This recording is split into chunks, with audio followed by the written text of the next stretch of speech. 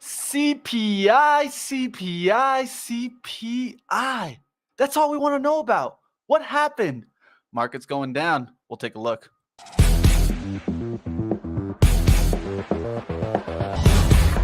Winner, winner, chicken dinner. Those words have been dancing around my head all night.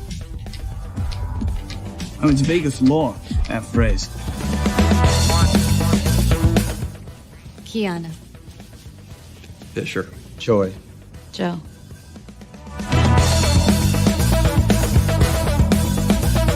Cards drawn are the past, ones to come are future. And the best part?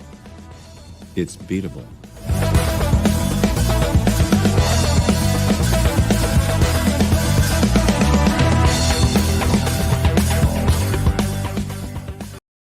What's going on, traders? Yes, I'm here to get the chicken dinner, and you could still make chicken dinners on the downside. I'll tell you right now, I've been making some chicken dinners on Lucid. So let's go ahead. Let's jump right in. Let's bring in my man and bow down as we all should.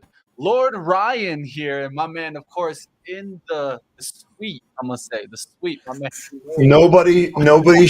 Nobody should be bowing down. I'm getting absolutely destroyed. It is going to be an ice cube and bread sandwich tonight. There will not be any chicken dinners. Oh, did you get caught on the wrong side of these numbers?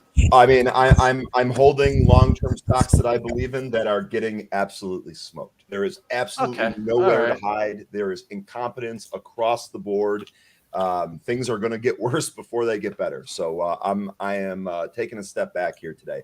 Good news is that I took the least blue looking shirt I could find in my closet. So there should be no confusion now that I have more than just blue shirts. That's the good news I got for you. Yeah, at least to start the day, it's one of those red days. So we'll go red day light. We'll see what happens there.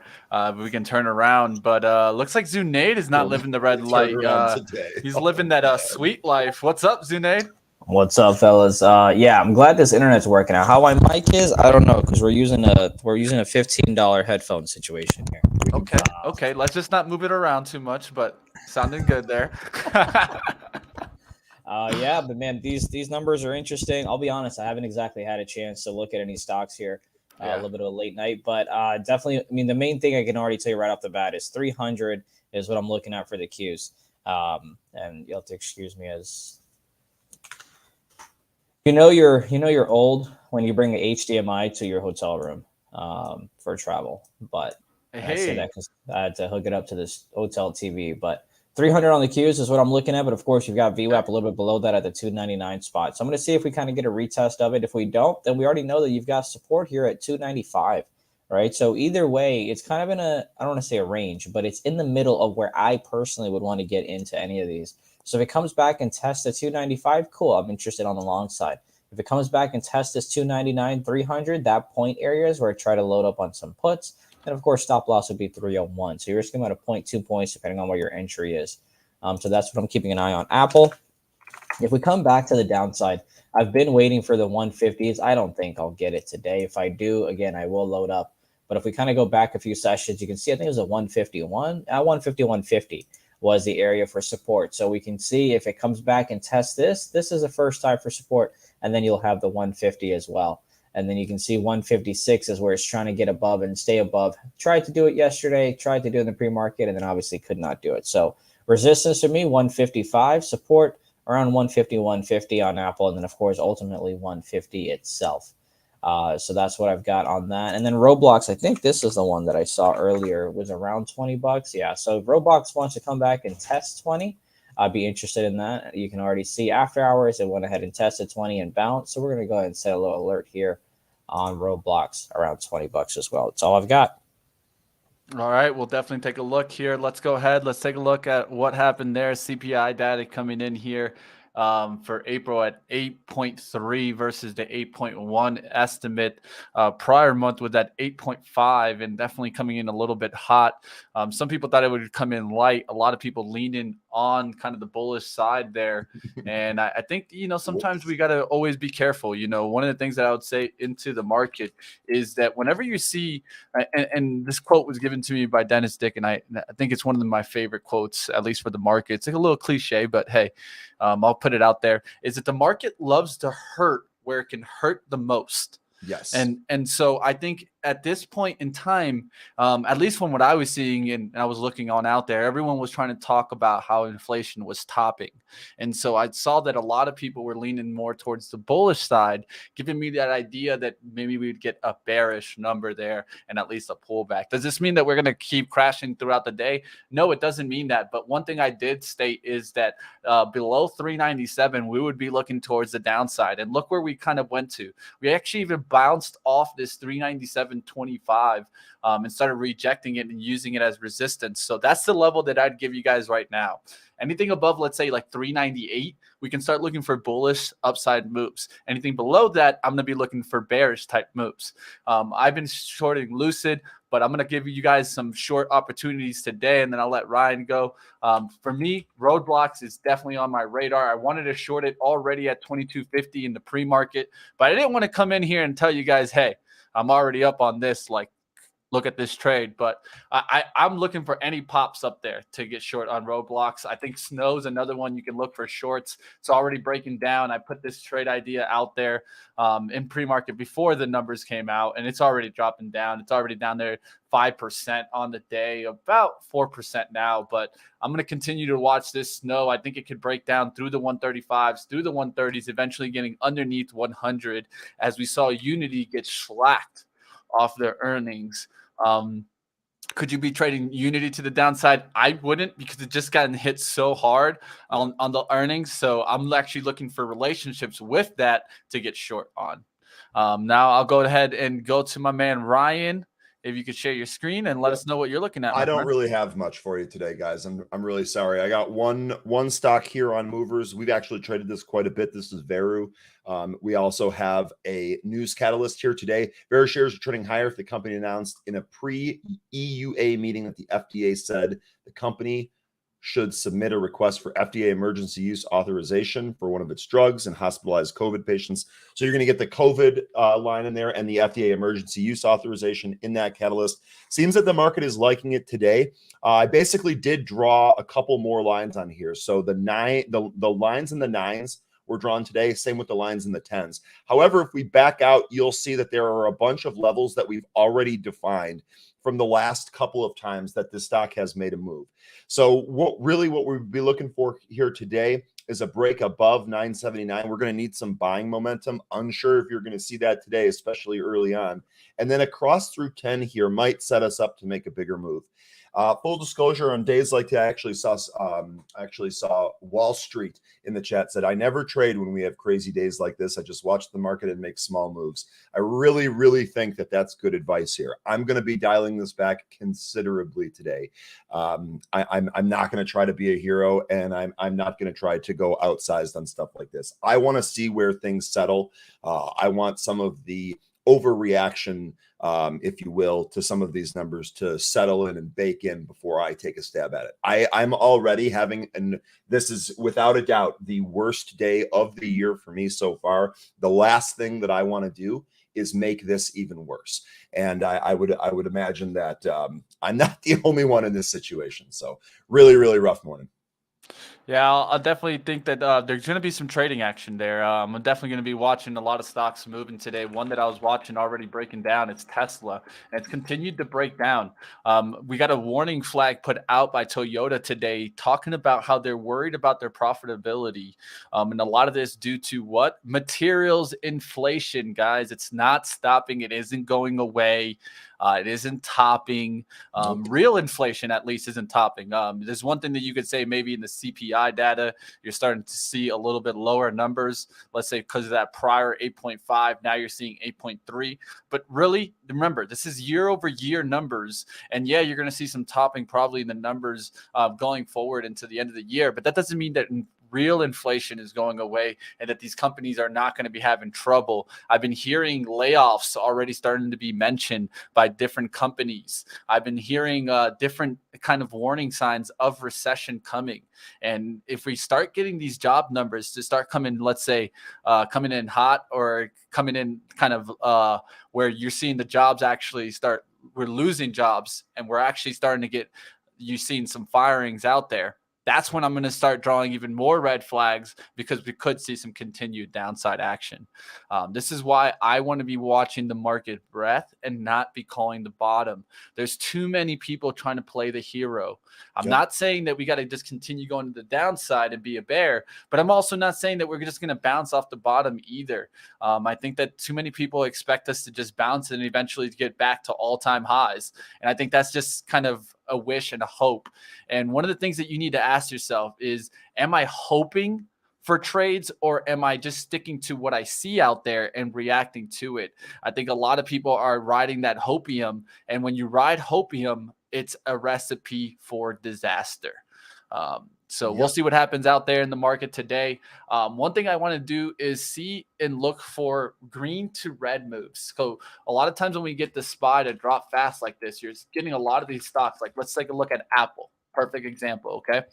Apple's been dropping fast from the 156 towards the 152, but it doesn't mean that it can't just ride up really quickly at the open to 155 and then wash out the lows. That's the type of move that I'm going to be looking for, is a move back up towards maybe halfway of the move or resistance and then the washout. But if we get a washout right at the open, what are we going to do? We're just going to be waiting and just look for VWAP fades because that's my favorite type of trade.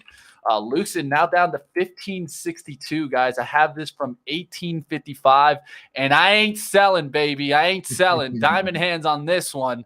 Diamond hands to the downside, baby. I think that's something that you're going to start hearing of, is people holding their shorts versus holding their longs, but we'll see what happens there.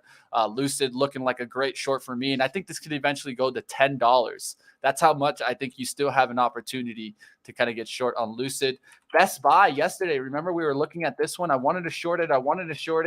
It was kind of holding sideways. It was right off this pattern here. Eventually, it ticked up there to the 9150s, broke the 91s, and then really just started leaking back down there. This is one that I think with inflation coming in hot, and you're going to continue to see what consumer spending go down, I think you could short Best Buy even today. I'm going to be looking at this one potentially to get short. We'll see what happens. Like always, make your own investment decisions. But let's go to stocks from the chat. What do you guys take a look at? Looks like synthetic diamond hands, says someone. Hey, that's how it goes sometimes. Lucid to 5, says Colin. Hey, I won't be mad at you, Colin, if it goes to 5. I think 10 is definitely in play. I don't know about 5, but just because I've seen all these SPACs start crashing down.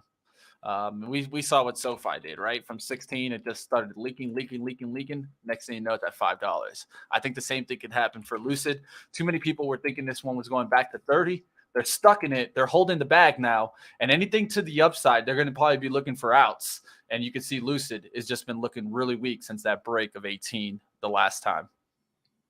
You guys can take a look at another one, Build-A-Bear. I talked about this one. I like this one to get short. It just cracked through the trend line, could continue going on the downside. Starbucks, man, yesterday was such a great opportunity to kind of hold on to that trade on Starbucks. We shorted it right here, guys. And look how this one just started breaking down and just leaking out there. And now it's leaking even further down there. We'll see if Starbucks can continue on the downside move. And you guys know how I feel about this one. Another one that I've been seeing leaking that most people aren't mentioning is CMG here, Chipotle. This is an easy one that has gotten to extreme valuations that could continue to leak. You've been seeing it recently, just leak from that 1600. The reason people don't trade this one is just it's too high price and they forget about it. But I do see the leak in there. All right, so today we're looking at healthcare is the only thing that's pointing up towards the upside right now. We'll take a quick look at oil today. I think oil is an important one, right? We saw it bounce back yesterday. Does it continue to bounce back today and keep pushing? If you see this go down, if you see everything wash out, that's where I would say be careful today. But if you're seeing oil up, we could have that choppy chop day. And that's what I'm going to be paying attention to. Let's go to stocks from the chat. What do you guys got out there? I see Upstart's being mentioned in the chat. Let's go take a look at Upstart. Upstart yesterday got slacked. Started pushing back up, got a halt on the upside, I believe, and then we came right back down towards 31. This is one just leaking. I honestly, I wouldn't play this one today, but it's all up to you. It's going to be very volatile. Go up, down, up, down. I'm staying away from it. Let's keep going. Mara and Riot short. Mara was one that I got short yesterday, and hindsight 2020. I want to hold that one too. Look how this one cracked down here. We were getting short here right off the crack of the 1365. We held it down going towards 13, but man, this thing's already down towards 1110 there, guys. So that was a 30% move already on the downside there in Mara. So you could continue to see some downside action. That's Mara and Riot short. I haven't checked out Riot in a while, but yeah, it cracked hard yesterday from around that's around the $8, now down to $7. Hut probably on the same kind of standard. Look at that one, man. That thing's down to 263 now. I think even Mara could continue to see downside action. It could eventually come back down to being like under $5 stock if you see Bitcoin continue to crack. Have you guys? You want to talk about coin at all? I mean, is there really much to talk about? It's just down, down. Yeah, there is. They released a statement saying that their customers' funds might not be protected if they declare Chapter 11 bankruptcy. Oh man, that is a death blow. So that's actually one of the sayonara coin. I was going to say that's actually one of the reasons why I'm so upset this morning. Is it's like I have a minimal amount of money in Bitcoin, and I've been mining it. So part of the money that's in there didn't cost me anything. But the reality is that they're saying that any customers that are holding their money here could end up losing that if they file Chapter 11 bankruptcy. I don't see how this company comes back from this. Someone give me the bull case, honestly. So someone tell me here, because I don't get it. I've actually already seen a bunch of people on Twitter now. Understandably, this is dangerous, but I've seen a bunch of people on Twitter saying, "Hey, pull your money out."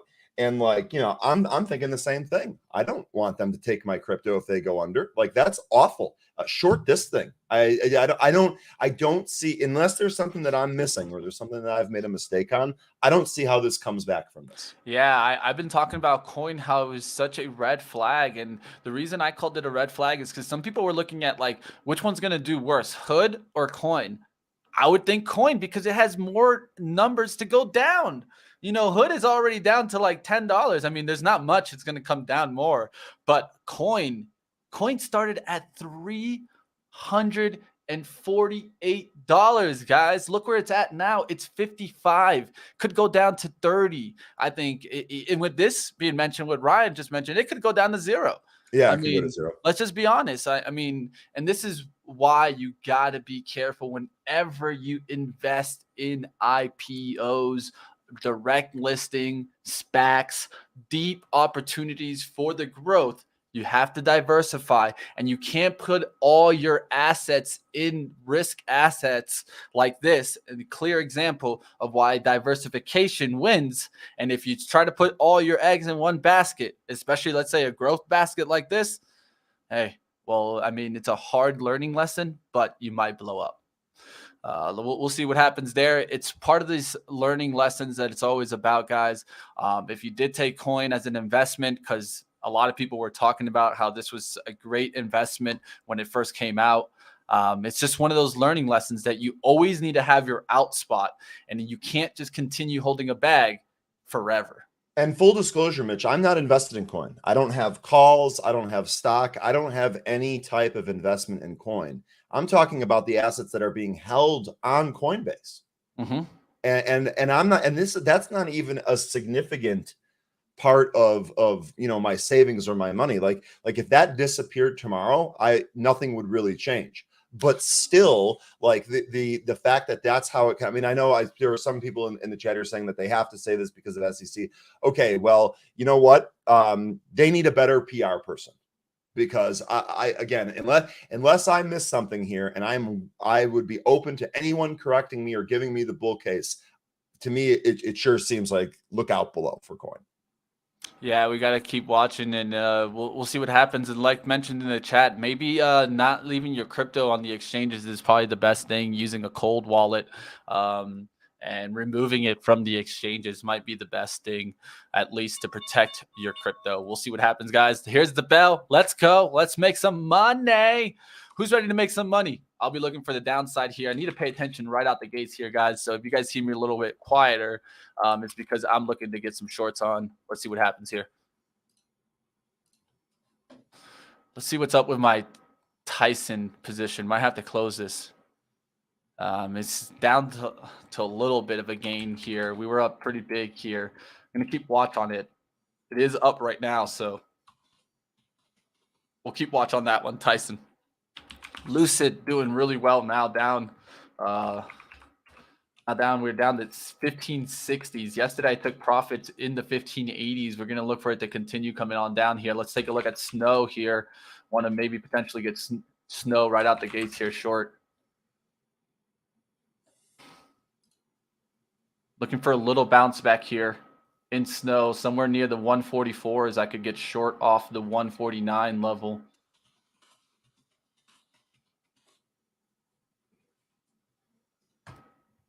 How's the Roblox? Getting a little bit of a bounce there on Roblox. The level I'm going to be looking for is going to be around. I have to take a look here. It's around 23.29s. So we'll see what happens there.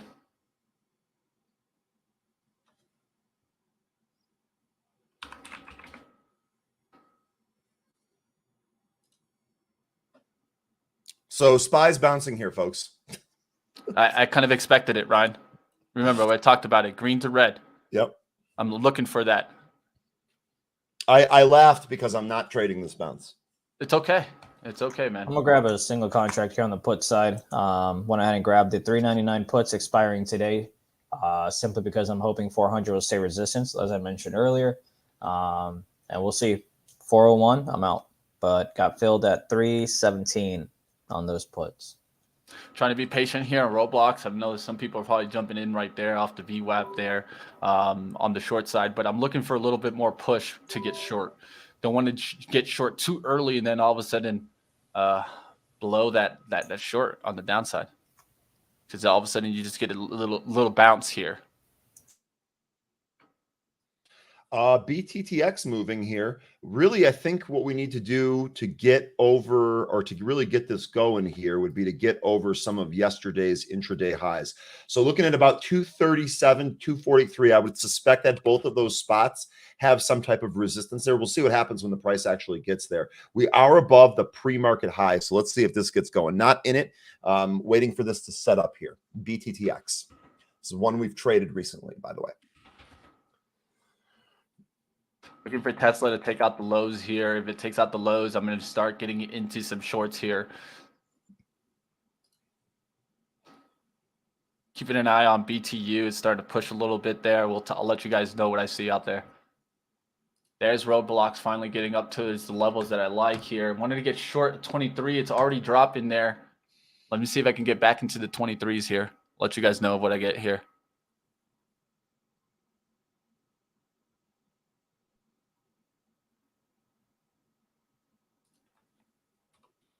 All right, just got a little bit there at 23.12s. Starter on.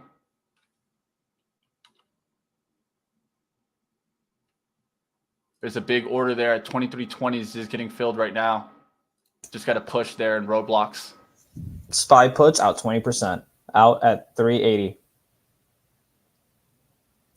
Roblox is pushing a little bit higher than I expected here. Let's see, what is the next resistance here? Next resistance is up towards 24.10s here.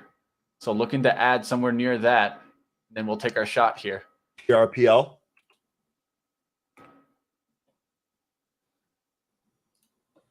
Let me pull up your stream, Mitch. Yeah, I got you. I got a lot of charts up here, guys. I got a Yeah. lot of things I'm looking at. Tesla down here breaking towards the low. This one looks good. Interesting too for me. Best Buy on the short. I like that short there. Just got a starter there in roadblocks here on the right-hand side, keeping a close eye on that. Want to see rejections from 24 first. Since it's a starter, I can let it work a little bit here versus adding on to it, and all of a sudden it becomes too much risk to let it move towards that resistance. So I'm waiting here. Best Buy looking like a great opportunity off that 89.50s for the short. Snow also looking like a good short there. I like that trade off the 140s there. Rejected to get back above 141. We'll see what happens there, and we'll see if we can start getting some takedown in some areas here. There's roadblocks pushing there. I kind of expected this push, so that's why I was keeping a small amount here. Needs to reject 24.10 here, and then just start coming right back down. So after that little bounce right out of the open there, SPY is now reversing. So be careful. Again, this is what we don't want to.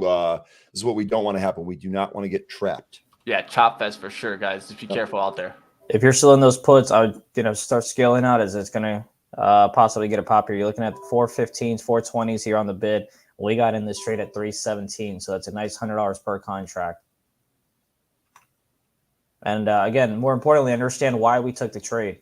We looked at the charts. We know 400 is a psychological level that's been support and resistance, as has 399. That's exactly what we went short off of those levels. Waited for the pop, waited for a better price, in and out.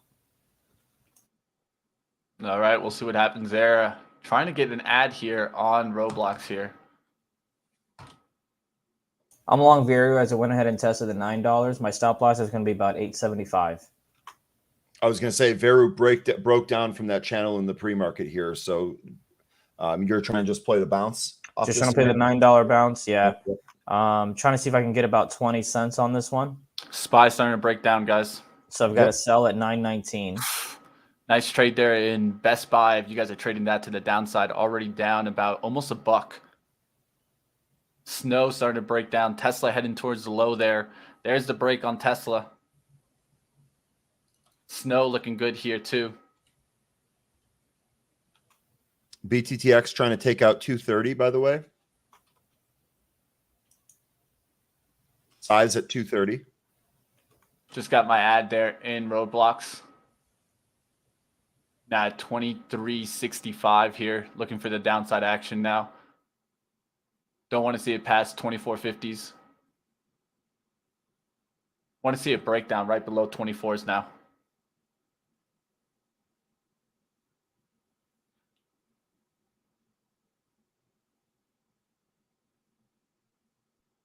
See if we get this breakdown here, if it starts pushing past the 24.10 here. Be quick to the gun here to see what happens here. If it holds above the 24s, we just got to get out and we can get back in. Veru out, 10-cent loss out on Veru. There's rejection of 24. We don't want to see it kind of recover on the bid side here. You saw the washout there on the bid there. Now let's see it come back here. There's a big order there showing up at 24.10s there, 450 there. Tesla pounding the lows here, 770. All right, back that down below 24s there, looking good here.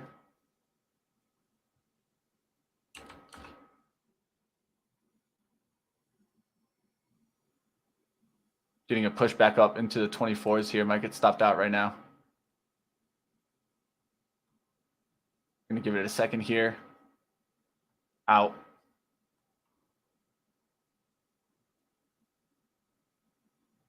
Out roadblocks there, guys. Got out at 24.30s. Right, you've traded that to the upside? No, downside. Okay. Yeah, got stopped out for sure. Stopped out. Okay. The other like 3 trades were looking great there. Tesla breaking down there, Snow breaking down there, Best Buy breaking down there. Maybe I went after the wrong one there on Roblox, but hey, that happens. I'm going to keep watching to see what other trades are working out there. Starbucks probably breaking on down there. Going to take a look at Starbucks. Yeah, Starbucks already down to 70.50s here. SPY catching a little bit of a bounce here. We'll see what happens. Remember, above 397, we will look for some upside.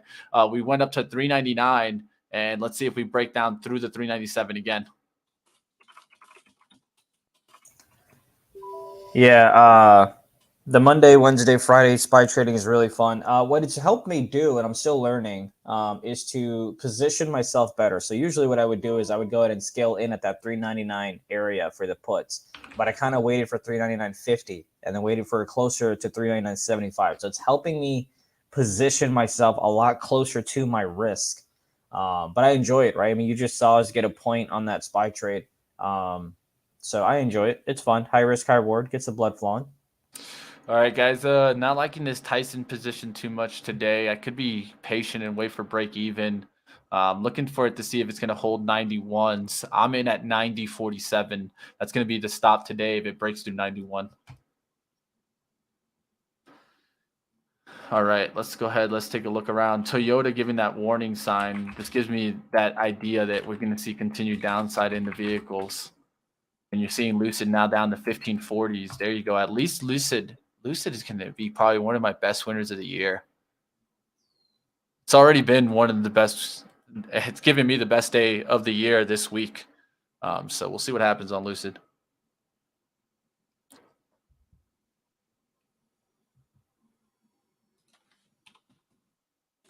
BTU breaking down a little bit there. Red box was halted. That's open now. Looks like that first move out of the halt is up. Yeah, that was a crazy deal there in red box, guys. Yeah, what happened with that? Did they quote the wrong number? Super confusing deal there, Ryan. I would really look into the filings there. That's going to be one that's more traded by arbitrage right now than, let's say, people understanding what happened there. Because it's a confusing deal. ExxonMobil going on up. Remember, I talked about this in pre-market, and we're going to watch to see if the oil trade keeps going on up, and that could potentially give us more chop in the SPY because you're seeing some of these oil names kind of hold the market up here, and that's exactly what we're seeing right now. The only thing deep into the green is what? Energy from the open, and that's 0.87 up. That's holding us up right now. If we could see that turn around, that would be that downside action. But that's why I think you're seeing some chop in the SPY. Especially when you go and you see like stocks like Apple, Microsoft, Google down, Amazon down, Tesla down 2%. What is holding us up? It's oil, guys. I'm going to take a bit of a risky play here. I'm going to go short NVIDIA. Went ahead and got filled at 340. I'm short the 165, so I'm long the 165 puts. So that's what I bought. My stop loss will be above VWAP, which is about 173 or above. I'll be out. 331 is my fill.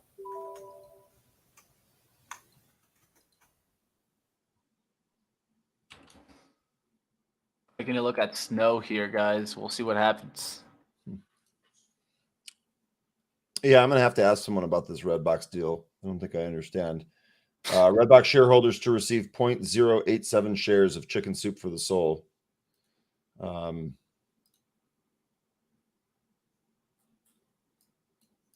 Wait, who are they? What? Yeah, chicken noodles, bro. Chicken soup for the soul. Like the book that grandmas used to have back in the 1990s? Hey, I had one of those. My statement still is correct. Chicken soup for the soul entertainment. I have no idea if this is some book that you had from your childhood.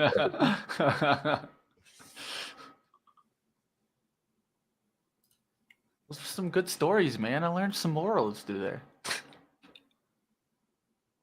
Coin now down 20%, but bouncing a little bit. We'll see what happens in the coin. Who has the balls to go trade coin? Yeah, actually, I should have watched that. I should have pulled that one up. But trying to bounce. Yeah, trying to, for sure.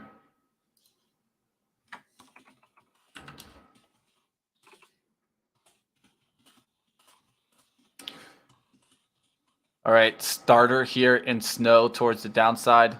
It's really small starter here, but willing to start diving on in here. So taking snow towards the downside here, guys.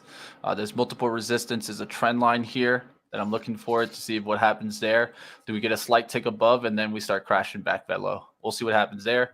Big thing for us is to keep an eye out on the SPY. We don't want to see that take out 400. If that takes out 400, you could see some continued upside move there.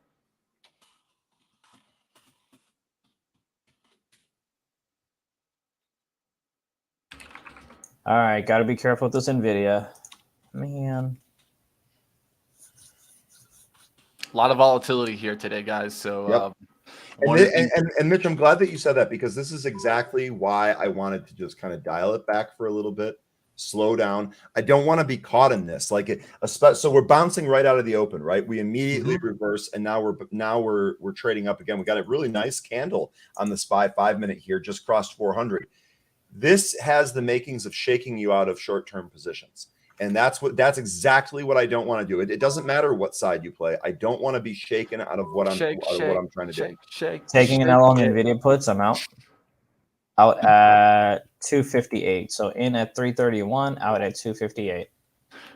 Ryan always making me break out into song, you know? I've noticed that. For whatever reason, the things I say make you break out into song. Oh, love it, bro. Love it, man. What can I say? I enjoy Ryan's comments. I start having too much fun. Okay, we'll try to keep that fun in check. All right, guys. Snow pushing up here. This is why I'm happy that I came in here with a tiny amount of shares, guys. Because right now, what am I down? I'm down like $30 here, and so this gives me the ability to see what happens in the market right now. Do we just get a fake out? Because it looks like a fake out, but I mean, honestly, nobody knows today. It could just be that we get a ride up on this number after we could go all the way back to unchanged. So who knows today? Well, so real quick. So Rory in the chat is saying wait for 460 on the S&P and then short. That's what the pros are saying. So I can't confirm. I'm not a pro, so I can't confirm what the pros are saying. I haven't talked about S&P 500 levels here with any pros today, so I can't confirm that. But we'll see. We'll see if this is what's going to happen here. Like I said, I'm sitting on the sidelines. I'll wait and see. There you go. At least Snow did that fake out right above the tick there. It ticked up and now pushed right back down below that red line there.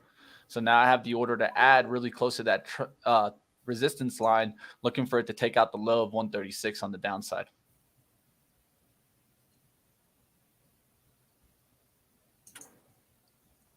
If it takes out 400, I'm sending you a Mavericks jersey. Hey, I'll take it. You know what? I'm going to go buy in the SPY now, bro. Is it going to be a Luka jersey?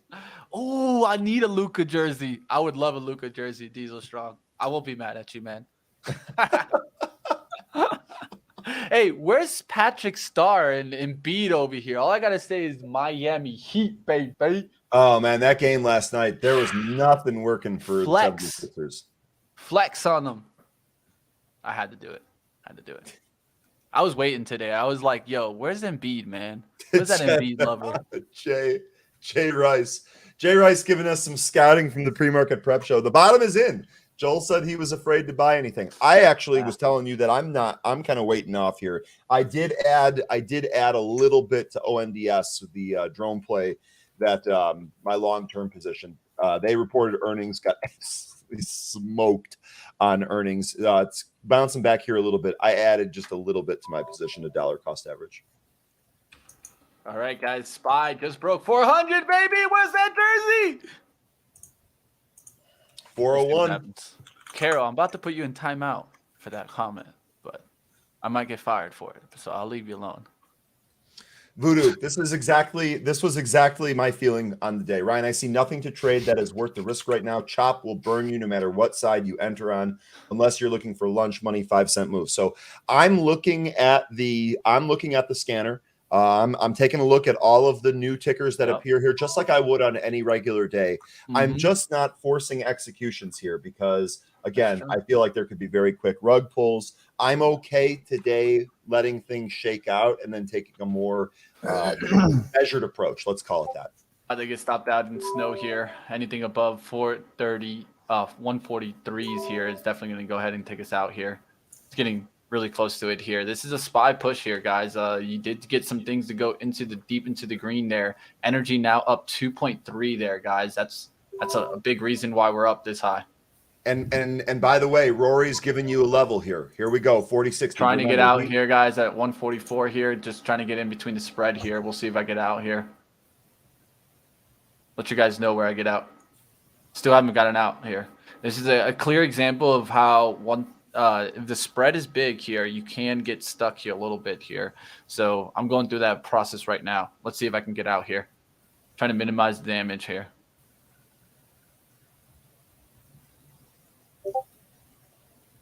Still not out there. Battling in between the spread right now. This is what it means when you sometimes see people say, oh, well, I couldn't get out. Well, clear example right here. When the spread is spreading up and the offer keeps pushing out there, they're not even taking my shares right now.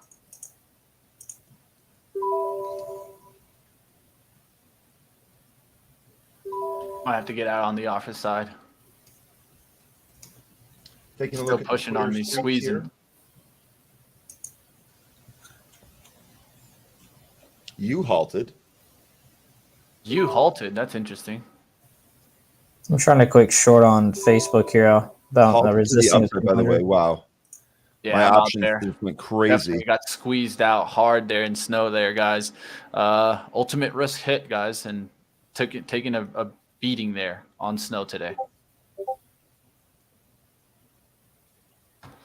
All right, so SPY holding well there, guys. Short squeezes are on. Yeah, I agree with that, Charlie. Short squeezes, what you're seeing right here.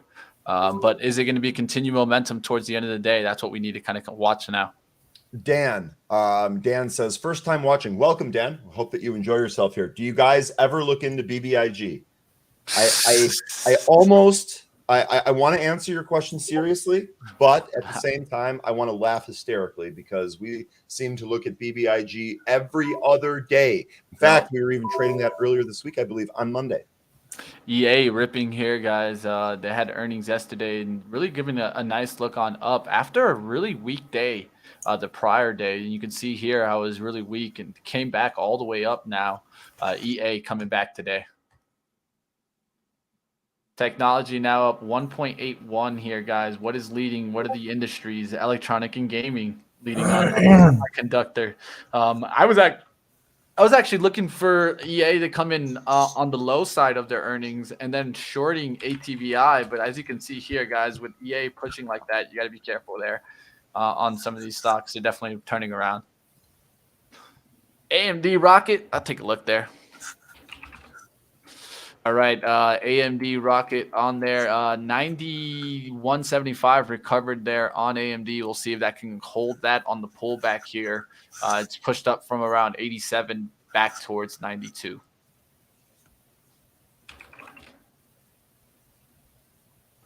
We hit the bottom, peeps. Dude, those are the comments I don't want to hear. Yeah, see, I'll straight up say I don't know if we have. Yeah, that's the problem. That's why I want to. No one ever knows. No one ever knows. That's exactly why I want to take a more measured approach here. Yeah, like no one ever knows. You know when it's the bottom? When you're too late and you're looking back at it.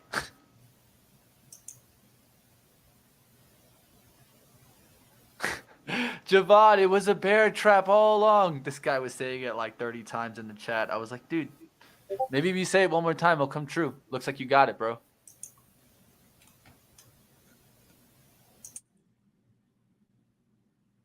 %3 is a rocket. Come on, man.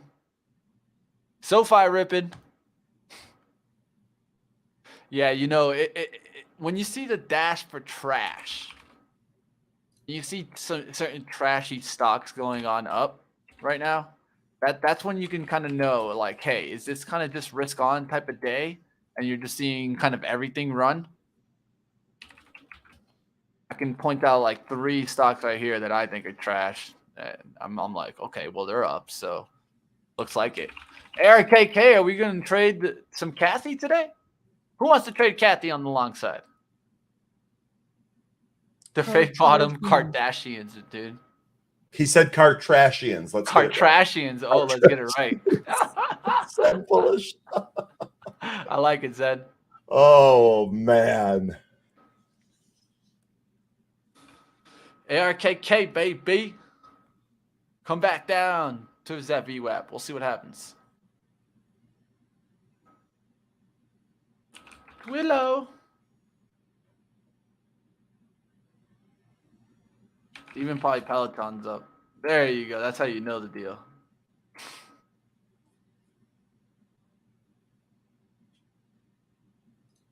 Playboy up 11%, guys. Playboy.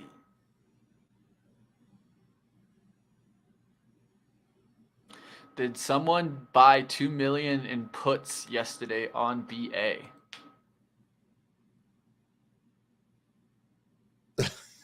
Charlie asking. Oh, voodoo.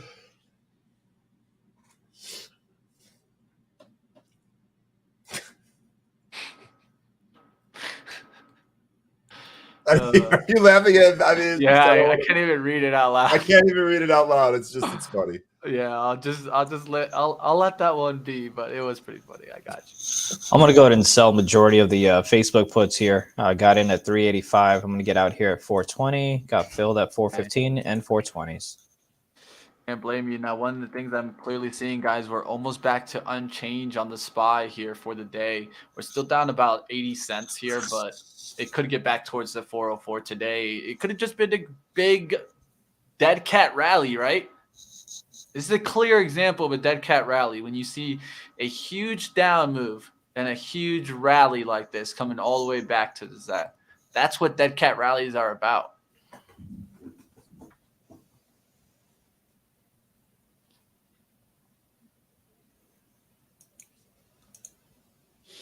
Play boys. As long as we're not the Island Boys. I've been seeing them, man. Those guys don't want to fight anybody. Everybody tries to fight them. I mean, we need to get them in the ring like Logan. For what reason? Get them in the ring, man. That's what celebrities do nowadays. They do celebrity boxing matches.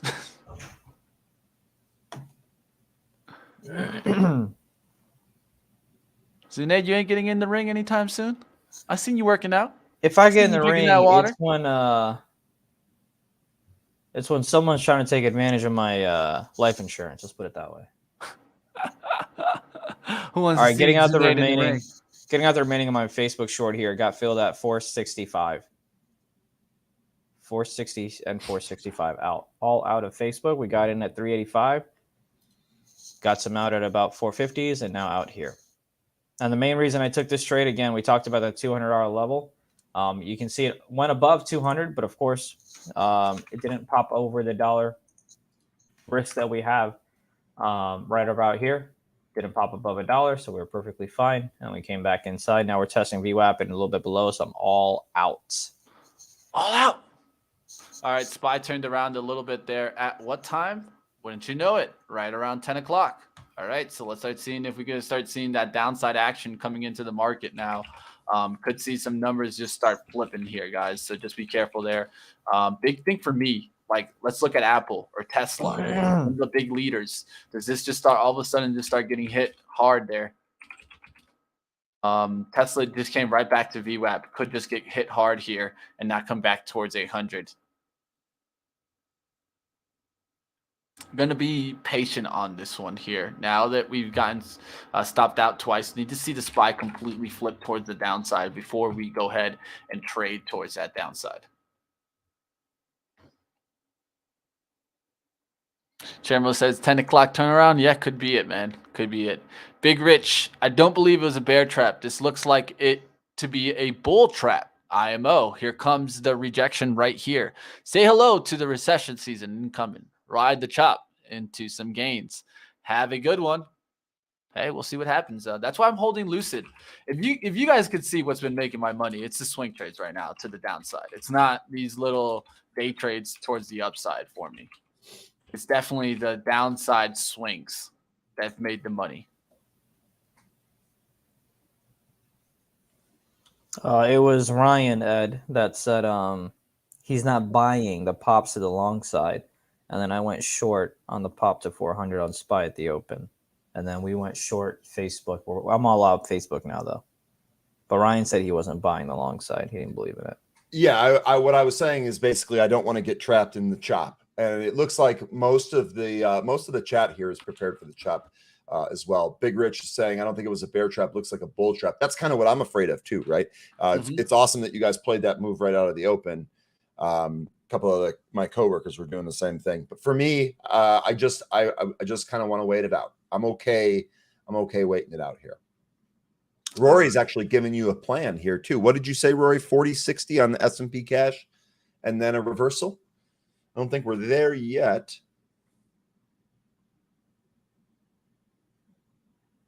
I like Hassan's mention. It's all a trap. It's all a trap, man. Mitch, could you see Lucid going down against an uptrend in the SPY and the Qs, or does it always move with the market? It has a tendency of like kind of doing these like little rip rallies up with the market. The market just starts rallying. But if you can see it now, it's kind of fighting. It's not even being able to hold VWAP there. What does that show me? Yeah, it's weaker than the market and probably starting to trend towards the downside for me. I'm leaving this one on, guys. I gotta just let it just leak on out. I think Lucid could definitely get down there towards 10. I'll see what happens. Like always, guys, make your own risk assessment. But for me, Lucid has no business being up here at 15, 18. Probably doesn't even have business being up at 10, but I'll give it that at least.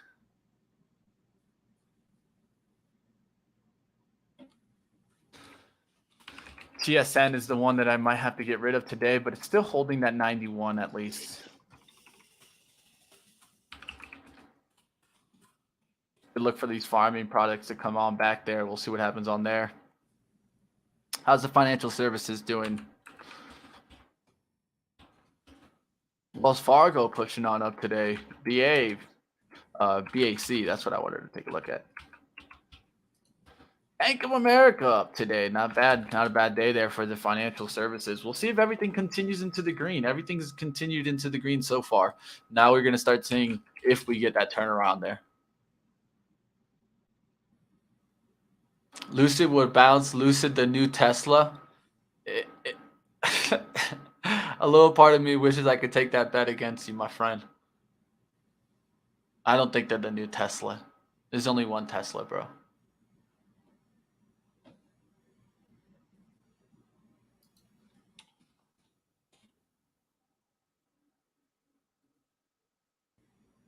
Redbox trying to go back into that zone that we had identified, 430 to 446, currently at 412. Looks like it stopped right at 430. Where did I get that number? Looks like it was back from the 29th and the 25th of April. So we're returning to that area here. I wonder if they clear out the supply here. Now pulling back off that area on Redbox. Yeah, one of the things that I'd state about Lucid and why it has no business being up here is that just look at the financials. You tell me that this stock should be valued at where it is or that market cap. It's just insane. It's the reason why sometimes like I'll go back and I'll think like, was my schooling worth it? Was it not? You know, I got finance, and with that, you take corporate finance, and you learn a lot about fundamentals. And I mean, sometimes fundamentals don't make sense, and the companies are just valued extremely higher than their fundamentals, and then they come back and they do start making sense. And I think that's what we've seen in this market. And this market, it likes to see what? It likes to see some cash flow. It likes to see you making some money. And if you don't make money, a lot of times you're going to get hit hard. RDBX right through 430 here, going for 446, coming up on it. Be interesting to watch this. Charlie, I actually think that's a negative factor that they do everything in-house. My thing with that is that they're trying to do something that's different. And so what did Tesla do at the start? Did they make their own batteries? No, they were trying to stay away from doing everything in-house. Why? Because it's just too difficult to deal with all the problems that come with auto manufacturing. So Tesla, what did they do? They were using a third-party battery source. They were using third-party chip source. And then they eventually started moving into owning up their own supply.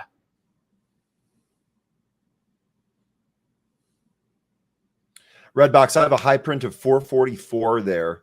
446, I think, probably sends this. That's really 46. Maybe the next spot you could look at 5. 446 to 5, maybe. We'll see. We'll see how this goes. Not in this, by the way, not in Redbox. Definitely watching this. I would like to talk to somebody regarding the deal here. I got somebody I can ask, but I probably won't be able to talk to them for a little bit. Gonna front run a little bit here. I did not play the bounce, but look at how well you had the Qs bounce off of 300 on the 10-minute candle. Just a nice 2-point bounce, especially because it was right near VWAP. I missed it. I did not have my eye on that. I was busy trying to see if I wanted to short Facebook again, but just want to point it out. Psychological numbers. Once again, you can see $300 or 300, excuse me, right here, and gave you a 2-point bounce to the upside. So your risk would have been maybe about a point. I usually like a point, and then you got a 2-to-1 if you would have held it on through.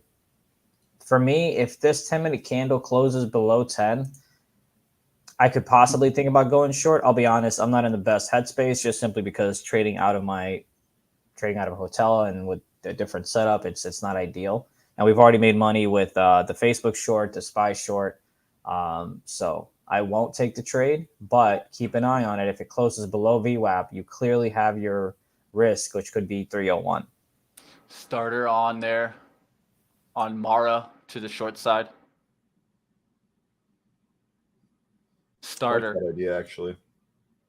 How's coin doing? I haven't checked on that since the open. Gotta work it. Gotta work it. Reverse and back down. NIO breaking out, says Charlie. I think he put gout, but I think that was just an extra G there. What's going on out there, guys? Trading live from the Motel 6. They said, dude, this guy Zen just trying to be funny today, guys. He's gotten some good. Zen is funny. He is. I gotta give it to him. He is. That's why this one I won't give you though. My man Zunaid's in the suite. He's in the suite. I wish. He's in the Lols. I tried to ask. I was like at the front desk. I was like, any chance you guys have a jacuzzi? And he looked at me like I was the dumbest person in the world. And I was like, no, Jacuzzi okay, that's action? I'll take that as a no then. They did not have a jacuzzi. They're like, we got a tub. And I'm like, that's Dude, not, I'm that's from not, no, Benzinga, that's not what dude. I want. I'm from Benzinga, bro. Come on, man. Now the folks going to Vegas, they might have a jacuzzi at their hotel, but who's going to Vegas? Who's going to Vegas? Vegas alert! Nope. Vegas alert! Who's going to Vegas? I want to see you guys out there. I want to see Spencer Israel by the pool and someone making a fool by themselves. Come on. I want to see it. Aaron will make a fool of himself. Yeah. Buy AB a drink. Somebody. I need to see AB man on the street, man on the Vegas street, because you know how Vegas gets at night. Oh my God, Zunaid. I know you know that one. If you walk that strip at night, you bound to see something. Yeah, man, it's live. Let's just say that. Yeah, it's been a few months since I've been to Vegas, hoping to go maybe for the NBA finals. We'll see. Hey, I like that. Don't worry, the Heat will be in there. Don't worry, just book them there. You know what, Mitch? So NBA finals, I actually think Heat Suns is probably what it's going to be. Heat Suns is exactly what I'm thinking, and I'm kind of worried because I don't want the Suns to be there, but. The Heat made it last time with the Lakers, and it just got trashed. In the what was it called? The what did they call that? The NBA was it the camp or whatever? When they were locked up in that camp. Oh, the bubble. The bubble. There you go. That's what it was My called. boy said camp like they were kids. I was like, what? I mean, it pretty much like training camp. Camp? What are you talking about? That's what they were complaining about. They were like, "Yo, man, this is like camp all over." I was thinking college, but I guess camp is a decent example as well. Yes. I mean, it was like a camp, right? All right. So what's going on with our SPY? Swim, Hassan. How's our SPY action there, guys? I'm trying to add maybe potentially tomorrow, but I need to see the SPY breakdown. Are you guys hearing my orders, or is that Ryan's orders? I have not placed an order. So you're hearing mine. I'm sorry. So I'm hearing yours. Yeah, I've been scalping Roadbox. I added to ONDS. Okay, I've been scalping Roadbox here. Excuse me, Red Box. Jesus Christ. Chicken noodle soup. It's going to be halted here, yeah. I'm already all out of it, but yeah. It's Chicken halted, noodle yeah. soup, man. The bubble. Bum, bum, bum, bum, bum, bum. That's interesting. You can hear it. Huh. You guys don't hear it at home. I don't know. Settings are a little different on this laptop, I guess. But regardless, Facebook right above VWAP. I mean, it's holding. You can see the wicks on the 5-minute. You can see the wick on the 10-minute on Facebook. Again, I can't see a clear picture, so I'm done trading. But it'll be interesting to see what happens if let's see what the Qs are doing, because they're probably above 300. Add on Mara. I'm working it. All right, here are the Qs below 300.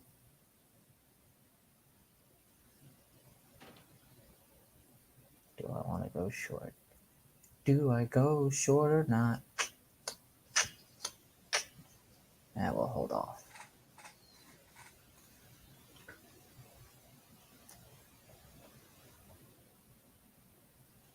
You're in Vegas. Nice. Make sure you stop by the FinTwit event. Yeah, definitely. If you're especially in Vegas. I don't know if you're in Vegas for that or not, but make sure you definitely stop by. Say hello. Tell Luke how much you love the live trading show. All right, looking good here in the Mara here, guys. Going to let it bounce one more time, and I'll go ahead and I'll add my third position there at around 1175s here. It's already looking like it wants to break 1160s here. I'm going to let it bounce one more time, and then I can start nailing on the short, holding towards 12 as the risk.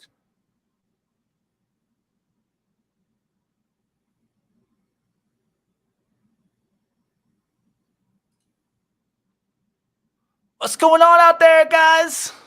Faru just bleeding away. The one that we had looked at from the movers this morning, just totally waterfall. Better off trading the SPY today, actually, than some of these little names. All right, I'm a degenerate, so I went ahead and got a put. Just literally one to scratch an itch. Went ahead and grabbed the 298 puts expiring today. Got filled at 225. My stop loss will be about 301. Time for la música.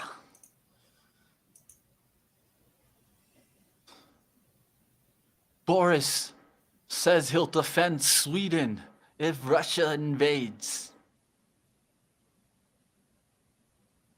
That'd be some shit, just to say it. Listen and relax. It's a nice question, but I promise if you listen to my advice, you would not be relaxing. So I'm going to have to defer to somebody else. But I will say the $120 depends on how quick you want to lose the money. And I do say lose. All right. Let's go.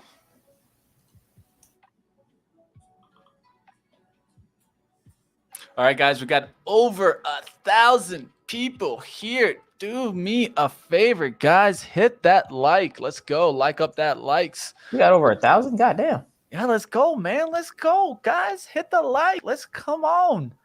The one place right here. Live option and day trading with Benzinga, guys.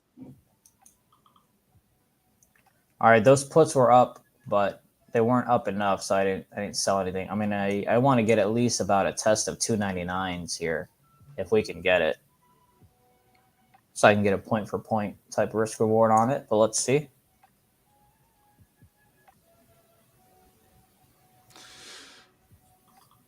Oxy calls, yeah, those are probably doing great, Charlie. Smash the like says strictly 3 sports. Hey, strictly 3 sports, man. If you are into sports and a little bit of Am I buying the crypto dip? Only if you have more money to buy another dip. MOS getting some love. Who has any idea if that's the bottom or not? I do not.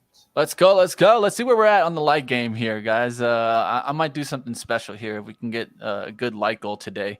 Looks like we're at around 251.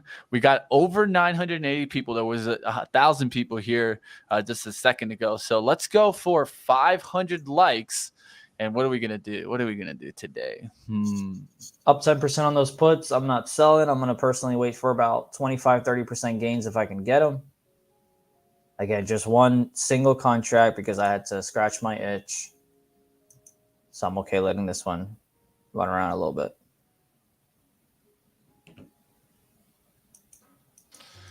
All right. How's our SPY doing here? Did we finally crack? What's going on? We're battling here. We haven't fully cracked yet. So we'll see what happens here. And this is why I probably should have taken my 10% gains as Qs are popping up.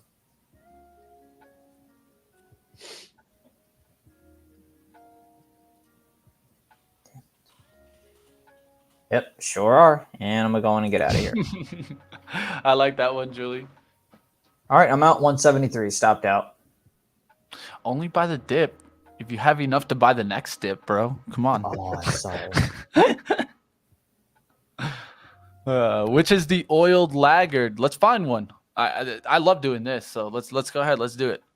So what I do is a lot of times I'll go to energy, right, and I'll go towards either. You can do either or. So highest change percentage gets you into a little bit sometimes into risky names because of the kind of the low float or probably illiquidity in those stocks. But you could also just do it by cap, right? And so by cap, you get what at the top? You get ExxonMobil, you get CVX. So what I look for is something that's off the VWAP, but yet the leaders are at the top of the range. So when the leaders are at the top of the range, that's what we're going to be looking for. And then to look to find the laggard. Like here, you can see what TTE off the VWAP, but the two leaders above it, CVX and XOM, looking like they want to push out. I would be watching for them to push out first and then see TTE kind of follow that move. Same thing you could do for COP. You can see it right here off the VWAP.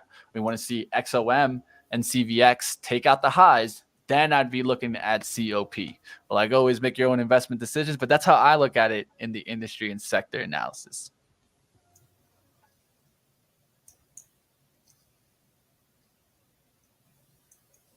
Sorry, folks, my phone's blowing up this morning. That was a fake call, though. A lot going on out there today. We are trying to reach you about your car's extended warranty. Man, RDBX, what a monster. The old extended warranty trick. You get those too? Yeah, I get that too because I have the car, newer car. So the warranty expired on it. So, of course, they're like, yo, you sure you don't want to put a warranty on your new vehicle? I just wanted to see if you have my number saved.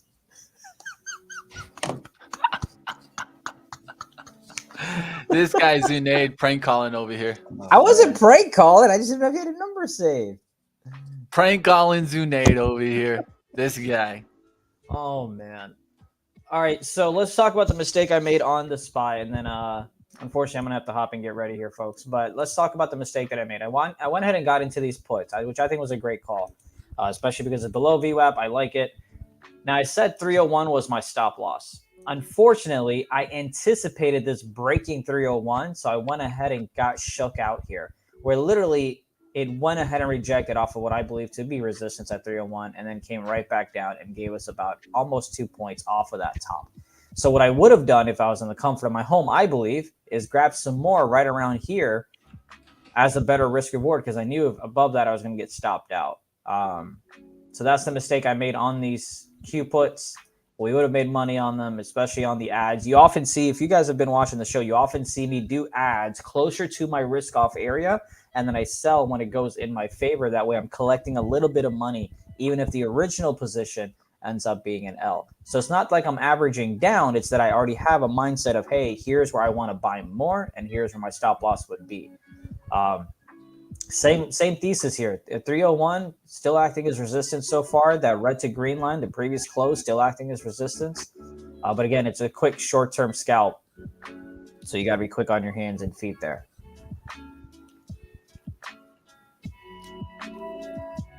Zunaid, are you standing up? What does that mean? Like literally? Or is that It doesn't look like you're sitting on a chair, but that's just because of the room that you're in. Oh, yeah, no. I'm assuming you're sitting. I am. Chair. Yeah. Chair alert. Chair alert. Chair watch. Chair gate. What's going on out there, guys? How we doing in the chat? How you guys hanging in there? I know it's been a tough day, either side. I mean, if you've just been playing the bullish side, you probably aren't looking too bad. But we'll see what happens on out there. It's definitely a challenging day today. I need to order a Instacart, because these water bottles, they cost money, don't they? Ooh. Yeah, they're probably ridiculous too. They're probably like $7 or $8 now with inflation. Yeah, that's how it is, man. Yeah, we Those minibar prices, I bet those. In fact, you should find out for us and report back, because I bet that is insane. Okay, let's talk about this, and I'm going to go. I'm glad you brought this up. Someone interrupt me if you have a trade. Okay, so I've been to this hotel. The last time I was here was about 3 weeks ago, right, for the same event and everything like that. is a ridiculous story, but bear with me here. I usually get the same exact thing no matter what. I get hummus and I get chicken fingers. I don't care. I'm 12 years old. All of that. Open, sorry. Red no, box you're open. good. Yeah, Redbox actually halted up, and I think it halted up once again, and now it just went in for a third time. Hit $6. So anyway, 3 weeks ago I was here, and I was able to get hummus, chicken fingers, and Mountain Dew for $23. Okay, those are 3 items for $23. Last night I got in, and I ordered the hummus and just the chicken fingers, and I ended up paying about $40 total. So yes, the prices for the chicken fingers went up about $6. The price for the hummus went up about $5. Oof. In a matter of 3 weeks. I'm not even kidding. I'm not even joking. Chicken fingers, man. I love chicken fingers and hummus. There's no way I would pay $40 for them. I didn't know. Okay, so here's the thing. We get vouchers here, right? And the vouchers from last time, they covered it. So I was like, oh, cool, whatever. I went ahead and used the voucher. He's like, cool, your remaining balance of $15. I was like, what you mean? What you mean? Like remaining balance? Like what you mean? What you mean? Like, and I can't listen. I'm brown, so people already think I'm cheap. I can't be like, oh no, I don't want it anymore. Oh, can you take the hummus off? You know what I mean? So I was like, yeah, here's my credit card. But in my heart, I was like, there's no way I just paid $40 for this. I didn't pay $40. I paid 15 with tip and all. But like, come on, man. Patrick said, "Where's your kid in the back, bro?" We got a suggesting that you boil toilet water and then put it in the fridge. All right, guys. Last night I was thirsty, so I did got that last ad in Mara there, guys. Now let's see if it just takes it down here. I did open up a water bottle last night. So hey, Ron says, hey guys, the stocks are what they are. So let's talk about your car's warranty. Oh, that's funny.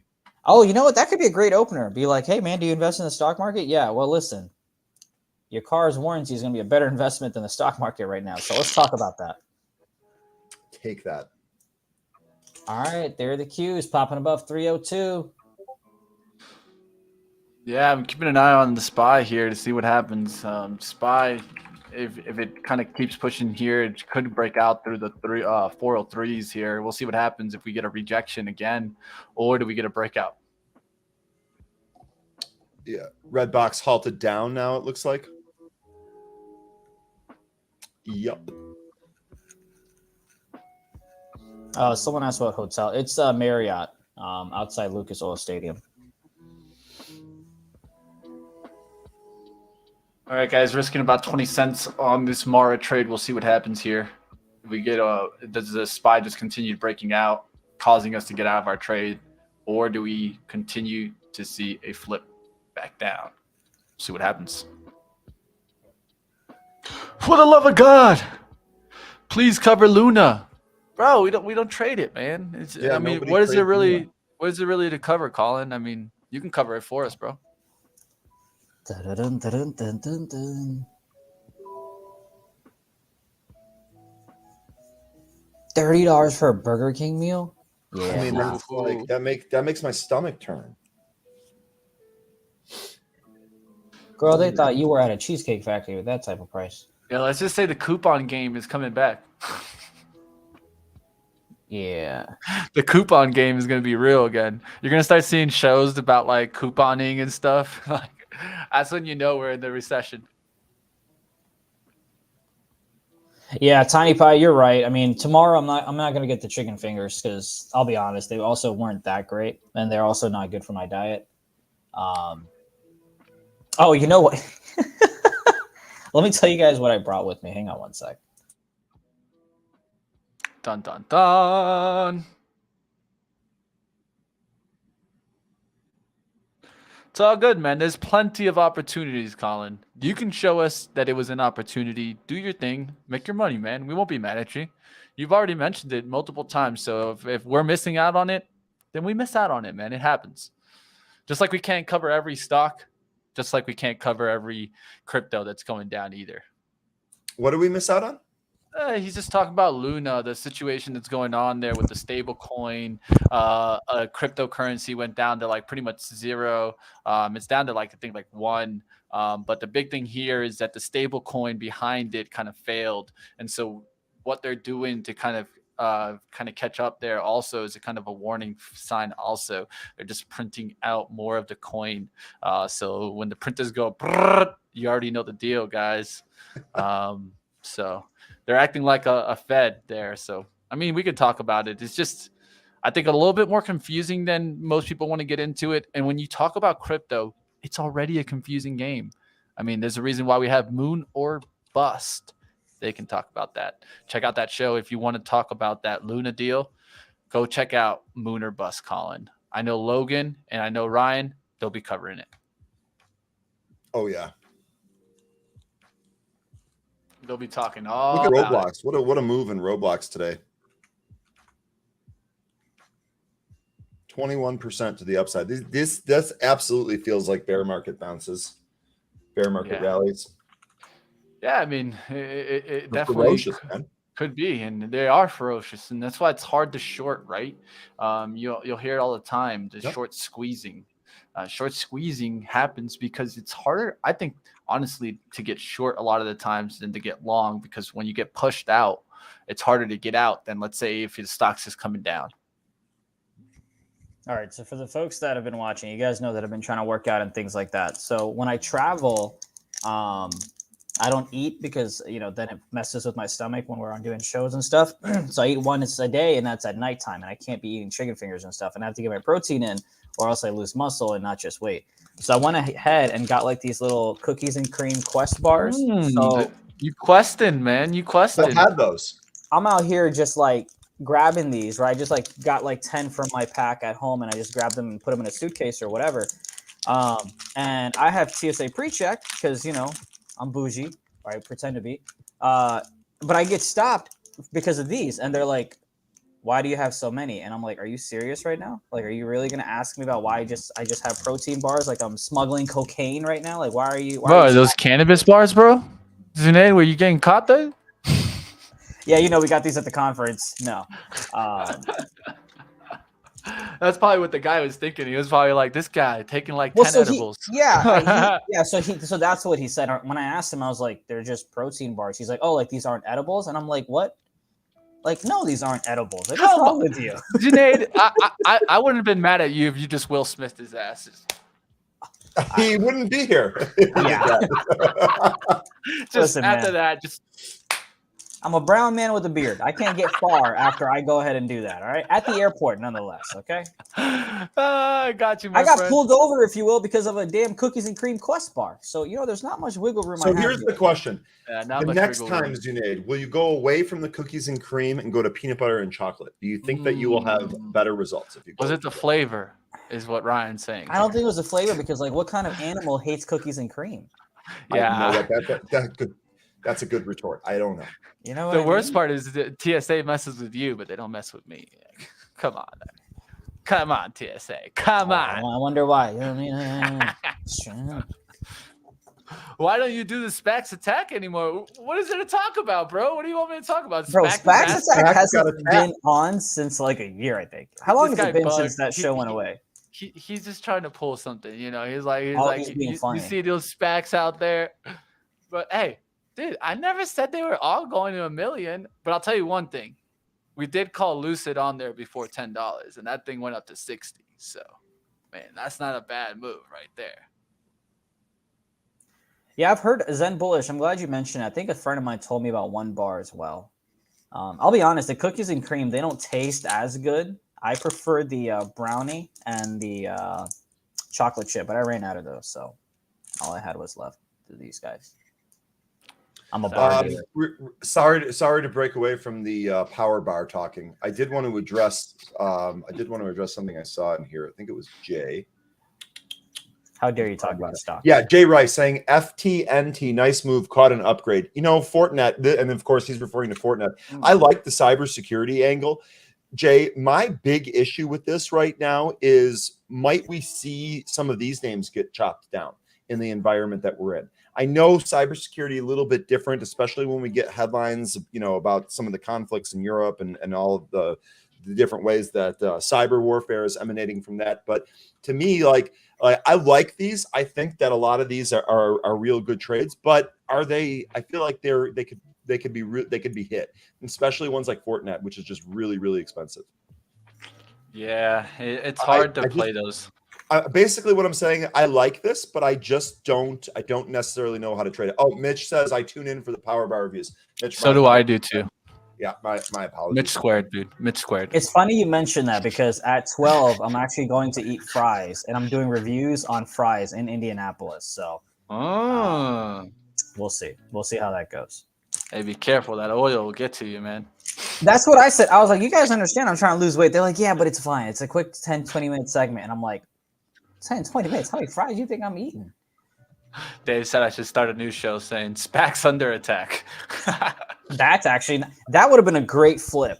But then you can't have folks come on and interview about their shit getting rocked. Yeah, this is what happened, guys. And I mean, I can be a little bit more public about it now since we're like further away from it now. But plenty of companies do not want to be related to SPACs.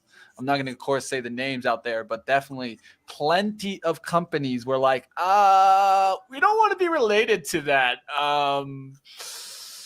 But my biggest answer to that was, then why the hell did you go via SPAC? You can't it was a hot thing that. to do. But you can't. That's like, I don't know. That's like taking the hot team in the NBA finals and then just being like, when the other team wins, being like, oh no, it was the other team. I had all my money on the other team. I was just lying to you guys out there. Like you can't. The SPAC vehicle was one vehicle. It's okay to say that, hey, all SPACs are not related to me. That would be a better thing than to say that I don't want to be related to SPACs, even though I went public via SPAC. That's what happened there. I mean, that's how it goes. I wanted to help. Where did I put that? All right, SPY flip there, guys. I'm starting to feel a little bit more confident here now. We're starting to see some downside action here. I'm starting to add in Mara. Average right now is 1181 here. If I could get back above the 81s, I'll try to add for a breakdown and still hold towards that same 12. Real quick, Zed Marshall is saying we should do a day focusing on some low PE stuff. Hold on. Yeah, no worries. We should do a day focusing on some low PE stocks for swings. Good price to cash at bottom support. Certainly some out there. One of the things I just pulled up here is probably difficult for you to see. The crew on the happy hour in the evening, actually, one of the gentlemen provided a high free cash flow, low PE list, and we put them here. I put them together here in a watch list. So I'd totally be down for that. I don't know that we're going to be able to spend a whole show. A lot of the times we're going to actually try to trade as opposed to just kind of talking about it. But if you want some of these, this is what we've come up with so far. Again, high free cash flow, low price to earnings. A lot of what we want to start looking out there. I had a guest on yesterday on Money Mitch that talked a lot about what was it? It was income basis thoughts. Like, so you want to be thinking about stocks that are coming and have income, like actually make money. Yeah. Those are the ones you want to be looking at. And then another thing, like he mentioned, how about why not look for stocks that not only make money, but give you money back through dividends? And so I think those are some that you got to keep on mind here also, because even if the stock market's coming down, let's say if the stock goes down 4%, but they're paying you out 6% dividend, I mean, there you go. You're still into the green, right? And so I think those are ones that you definitely can take a look at in a market like this. Yeah. So good, but definitely good idea though. Real good idea. And sorry, I had to block Troy. He keeps trying to pump rail, so had to block him. You railed him? Got railed. He got railed. Actually, wish I had thought of that. He got railed. That's all right. No, all right. Don't beat yourself on yourself.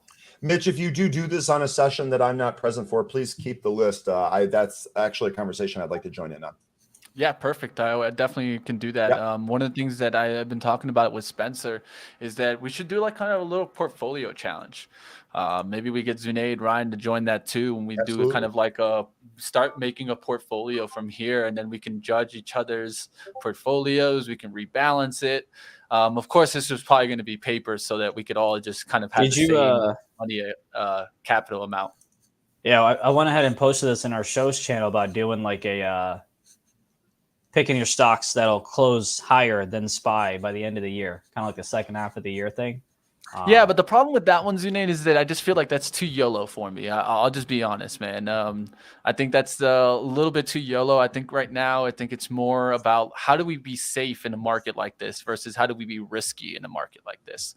I don't think that yours is wrong because there's definitely going to be some hell of a lot of stocks that pass the SPY right at the end of the year. But I think in a market like this, we got to learn how do we be careful? How do we diversify? How do we split into different assets? How do we create? So you're thinking more so like, hey, 10 stocks versus 3. Yeah, I'm thinking like 20, man. I'm thinking like we pick like 10 risky names and we pick like maybe 10 large cap names that you feel like you have confidence in. If you can do diversification in between that, I think a little mix of large cap mixed with some risky, I think that's how you want to be kind of approaching it now. Because yeah, like let's say a stock like Apple, I don't feel bad about taking some Apple here, even if it does keep going down, right? I don't think any of us are worried about Apple going to zero. So stocks like that, you got to kind of take a look at when you're going through moments like this. I feel you. You've got you've got Coinbase coming down here. I'm interested in the $55 area. I'll be honest. No, I'm not gonna do it. Never mind. Disregard. I don't want to give up any gains. Andy said 20 stocks. Why not just go with an ETF? The problem there is that they choose to balance, not you. And so I think it's important to learn how to balance your own portfolio. Most people don't know how to do that, but it's important to get in there.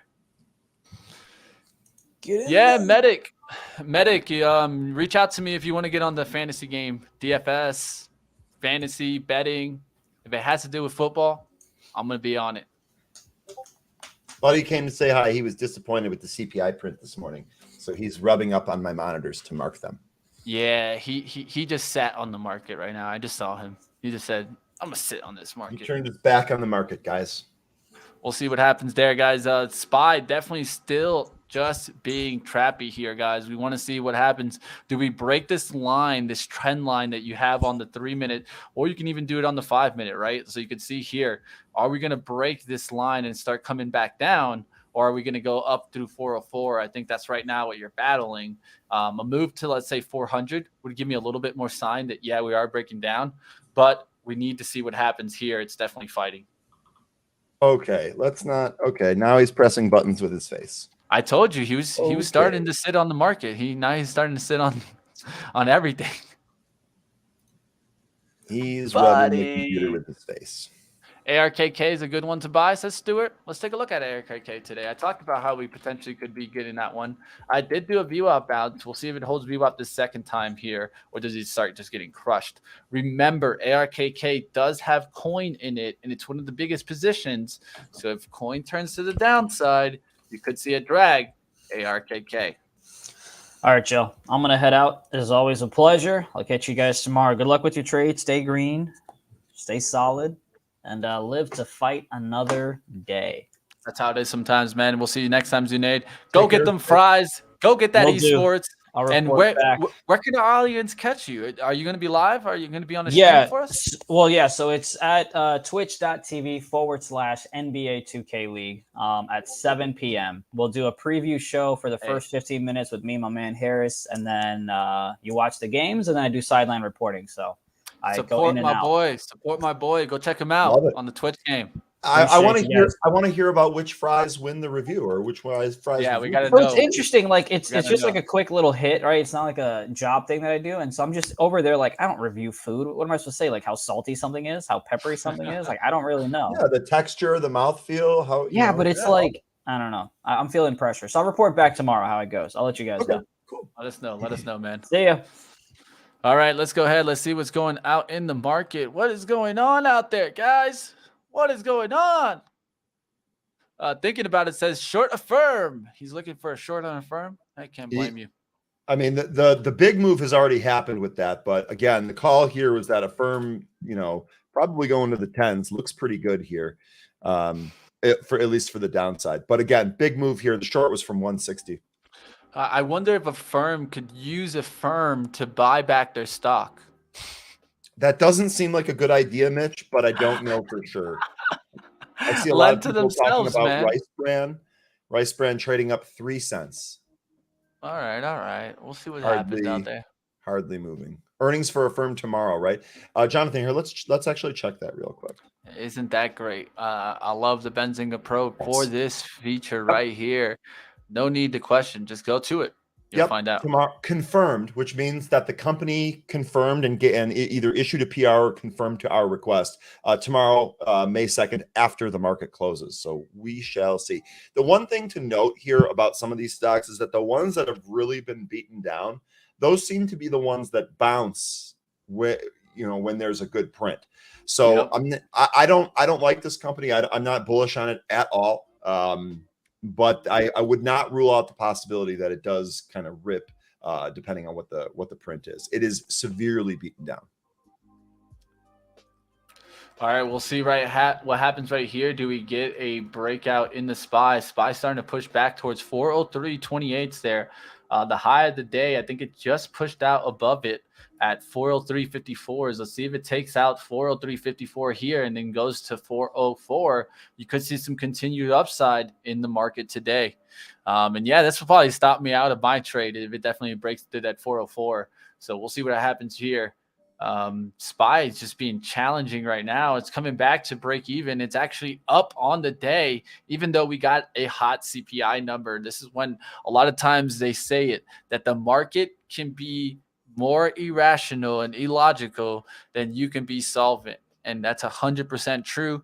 Clear example is today. I was going to say clear examples today. I would think that everything would be red. I'm actually up on the day. So we'll take the little victories when we get it. Jessica is asking for a magic 8-ball on BMV. I would be happy to do that, Jessica. What are we doing? Are we asking if it's going to be higher today, lower today? What exactly is the stipulation? BMV. Yeah, you're talking blue water vaccines. Let me go ahead and pull that up. Blue water vaccines. Yep. Do they give you blue waters? Is it the Fountain of Youth? Because I want it. I think my microphone just got unmuted there. Let me know if you can. Yeah, I got you back. You can hear me. Okay. Yeah. All right. So the question here, then, let's 8-ball it. We're gonna get the 8-ball out.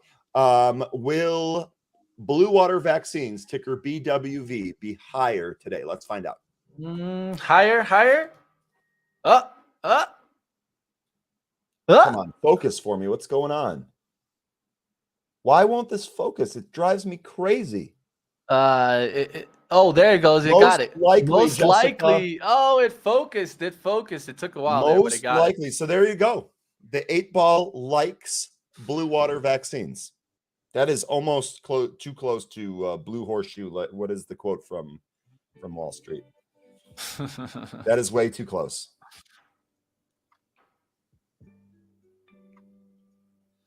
All right, we'll see what happens out there, guys. Definitely a challenging market today, guys.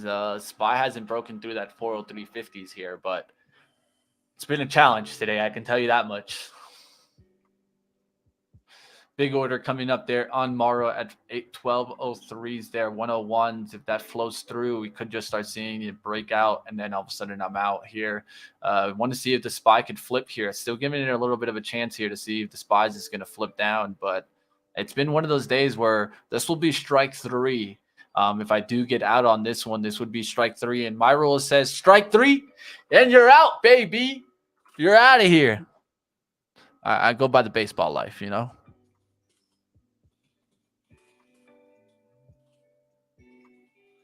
Live trading with the 8-ball. That should be a show itself. Magical 8-ball, what do you say? We need to start, Ryan, I think we should start this today. We need to start tracking the 8-ball's accuracy. Okay. In order to do that, we're going to have some specifics. Yeah, we need to. Because I thought about this. The last time that we got suggested to do this, I thought about this. It would be really cool to track, because it would be, there's a number of things we can do with the 8-ball data if it's accurate, but we got to make sure that we do a good job tracking it, not missing things, not picking and choosing different things. So there's some logistics to be worked out there, but I actually really like that idea a lot. Yeah, it's interesting for sure. I think it would be fun to play with And one of the things is you never know, who knows? Maybe the 8 ball's a magical strategy that we never found out about, Lord Ryan. I mean, so Jessica's saying tracking it breaks the magic. That might be true, but let me tell you something. If this 8 ball beats the SPY to this year, I mean that's grounds for resale. I mean that's grounds for that you NFT that bad boy. You NFT that bad boy if it beats the SPY this year. Ryan, can you ask it if I'll get married soon? I mean, I suppose. Are you sure you want that? I don't want that. Seems. You want to know that idea? That seems personal. Lena's asking, I don't know how to trade options. Do you teach step by step? So really good question there. I don't, but Lena, we actually have an options trading school product that does do this, and the gentleman that teaches that is a superior options trader to myself.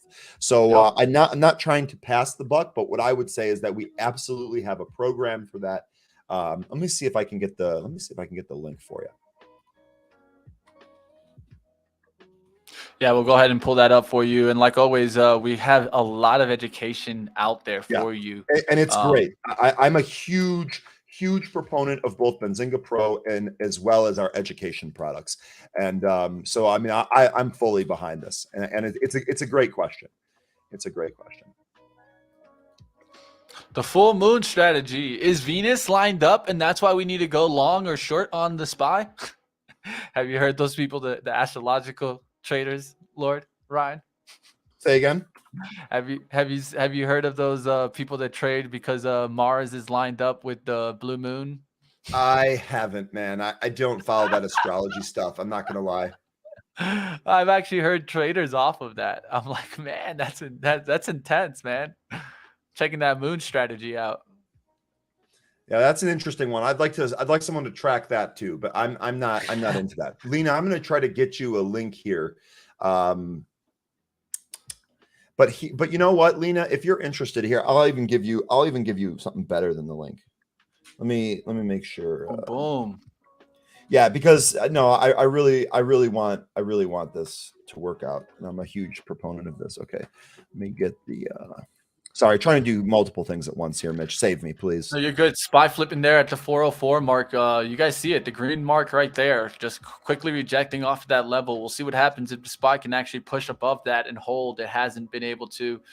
It's been trying to get back above this 4350s, just rejected it. Let's see if it gets back above the 4350 here, or does it start breaking down? There's Mara back below 12s. That gives me a little bit more confidence. Still in that trade, still hasn't struck out on Mara. We'll see what happens there. Apple starting to get back into the red there. Microsoft almost 1%. Let's see if Apple breaks the VWAP here, or does it come back up? I think this is important. You can see in Apple right now on my chart there. You can see how there's a resistance here. Does it just start breaking back down here towards the low, or does it come back up towards 155 today? All right, looks like we're getting out there. There, you put it in the chat there for us. Yep, that is the link to the options trading school. Again, I would say if you have any questions or if you need to work with somebody, you can reach out to the onboarding team. I gave you Jonathan's email just because that was the one that I had handy. But there you go.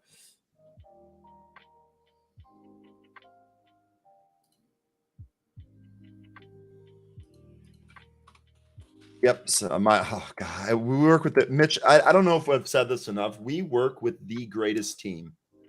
That's what it's all about, man. The Benzinga team is the greatest team. Some of the folks that help support the school actually heard Lena's question and heard me talking about it, and then provided me the links. So that's what it's all about, man. I'm telling you, man, we got the greatest team here. Check it on out, guys. And I think, and I'm pretty quote me, in probably yell at me if I'm wrong on this, but I think there's a free trial that you guys can check out for that school. I think there is one. I think it costs a little bit. It's not might not be free, so don't quote me on that part. But there is a way that you can test out the school so that you can at least find out if it's beneficial for you, so that you can go ahead and do that. I think what you should do there is go ahead and reach on out here. I'm actually going to get us one of our best guys the email out here. I'm pretty sure it's Rodrigo, but I just want to make sure that I give his email out here because he works hard on getting this out there to people. So I'll go ahead and I'll do that. Just give me a quick second here. We'll see what happens. Does Apple break the VWAP? What do you guys think out there? Do we think we're going to come on down from these levels? Does the SPY break the 4,400? What do you think, Ryan? You know what? I do think this. So let's take a look here first at what you're taking a look at. So I would not be surprised if SPY reverses. We had a call earlier here. A gentleman was saying from 40.60 on the S&P cash. So let's call it 406 on the SPY. This is good action, but it's wild and it's back and forth. I would not be surprised if we actually reversed at some point. VWAP here on this chart has the SPY right at 400. What was the other? You asked about Apple, didn't you? Let's go ahead and take a look here at Apple. Apple kind of just trading sideways right now. There was definitely some chop fest here at the beginning. I would think that, Apple's actually hanging out right around VWAP here. We're only 40 cents beneath it. So I don't know that we're going to see necessarily a big sell-off here in Apple today, but I would not be surprised if the choppiness from the SPY is not over for the day. Does that answer your question? It does. It's something to keep on watch. Are we going to get more chop, or are we going to finally get a flush down here? Starting to see some weakness out there, so that's looking good for me now. Want to start seeing if Tesla can break down, if Apple could break down. Where's Tesla at? Tesla just broke VWAP there, guys. So we'll see if Tesla come on down there and we start seeing a breakdown from those levels. Apple, I think it's definitely one to watch to see it kind of if it breaks down through the 153 here. Yeah, the judge in the chat here. Shout out to Jonathan and Rodrigo. Jonathan and Rodrigo, very, very hardworking guys. They will make sure that you get what you're looking for. They will make sure that you have all of your questions answered. So again, just kind of going back to the amazing team that we have here. Ninja, Biden speaking later. Ninja said that everything was fine until people heard Biden speaking later. He probably won't say much, man. He didn't give us much yesterday, so we'll see what happens.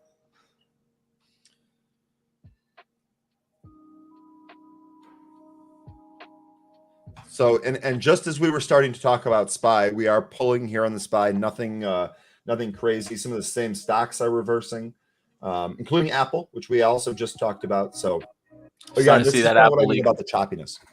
Starting to see it leak a little bit there, guys. So there's a trend line that this was in kind of a symmetrical triangle here for Apple, and now you're starting to break out of it on the downside here. So now we're going to see if it breaks through that 152 area down here. That's where it really can start flushing. You're seeing it come on down here, and I'm sure you're starting to see the SPY leak also. There you go. So do you think we get a rug pull, Mitch? Is that kind of? Yeah. One of the things is here is so sometimes we get what's called the Elliott waves, right? And so Elliott waves love to come in three waves. There's three motive waves that are the moves on up. And you can see it here, guys. It has a tendency of coming up. This is kind of that first wave. Then you get that second wave. Then you get that third wave. And then the third wave just kind of failed on us to kind of keep on going. Of course, this could break out above 404 and then give us a continuation.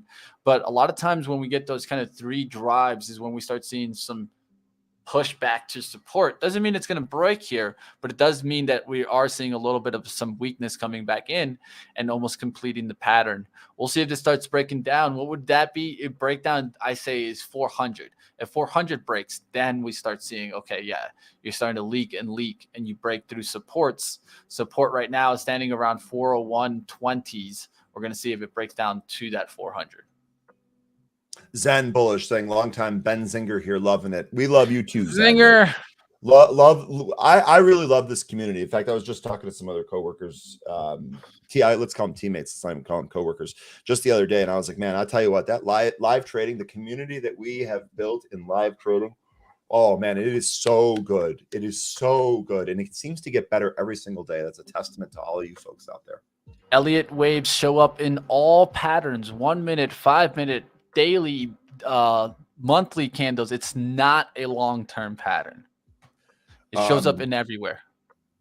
Voodoo saying, Ryan, sell off into lunch, traders going flat, chop until 2:30 p.m., push up, then a couple of big sell bars into the close. That's what I think. So first of all, Voodoo, I appreciate you sharing very specifically what you think. And honestly, that sounds pretty good. That absolutely sounds possible. I wouldn't be surprised to actually see that. I see the love. I see the love out there. Zen, Lionel out there. Appreciate you guys. Benzinga. Shout outs to, I don't know if you got algos from Benzinga's team, but hey. Well, so yeah, so think about that, Mitch. So for example, the unusual option activity signal that we have, that is an automated, I mean, maybe the technical term for it isn't an algorithm, but I explain it like that. That's basically finding different unusual trades. The one thing that I will say about what Frank just said is that at the end of the day, you are going to be the trader, right? You are the ones that's clicking the buttons. Even if there is something on your screen that says, OMG, buy this now. If you choose not to buy it, it still ends up being your fault. And on the flip side of that, if you do buy it and it doesn't work, that's also still your fault, because you, at the end of the day, you are the one pressing buttons. What we're trying to do is we're trying to give you as much data and as much information as possible to have you make educated decisions. We want to level the playing field. Mitch left me, but that's okay. That's okay. I'm sure he's just looking. I'm sure he's just looking something up. I'm sick today, but I'm still tuning in. Miss Whitehorse, we hope that you get over that as soon as possible. Start feeling great again. Cannot thank you enough for your support. All right, Mitch, what do you got for us? There's the waves, guys. The waves. There's sub waves, and then there's bigger waves. So what Shelly is talking about there is that there's sometimes bigger waves, like you see here, the 1, the 2, the 3, the 4, and the 5. But then there's also smaller waves within this, right? So there's 1, 2, 3, 4, 5 right here, right on this 1. And then there's A, B, C on the retracement. That's the correction. And so what we could be seeing here is a shorter time frame Elliott wave, a 1, 2, 3, 4, 5. And then we could be going into correction and then actually going back up. And so this is why Elliott waves is not 100%. It's just more of a way of looking towards the trends. And so there you guys have it. I always keep this close, guys. Always keep this close. Have your study guide. If you're I've been at this game for 5 years now. I still keep something near me that I can rely on. I think it's important to have, guys.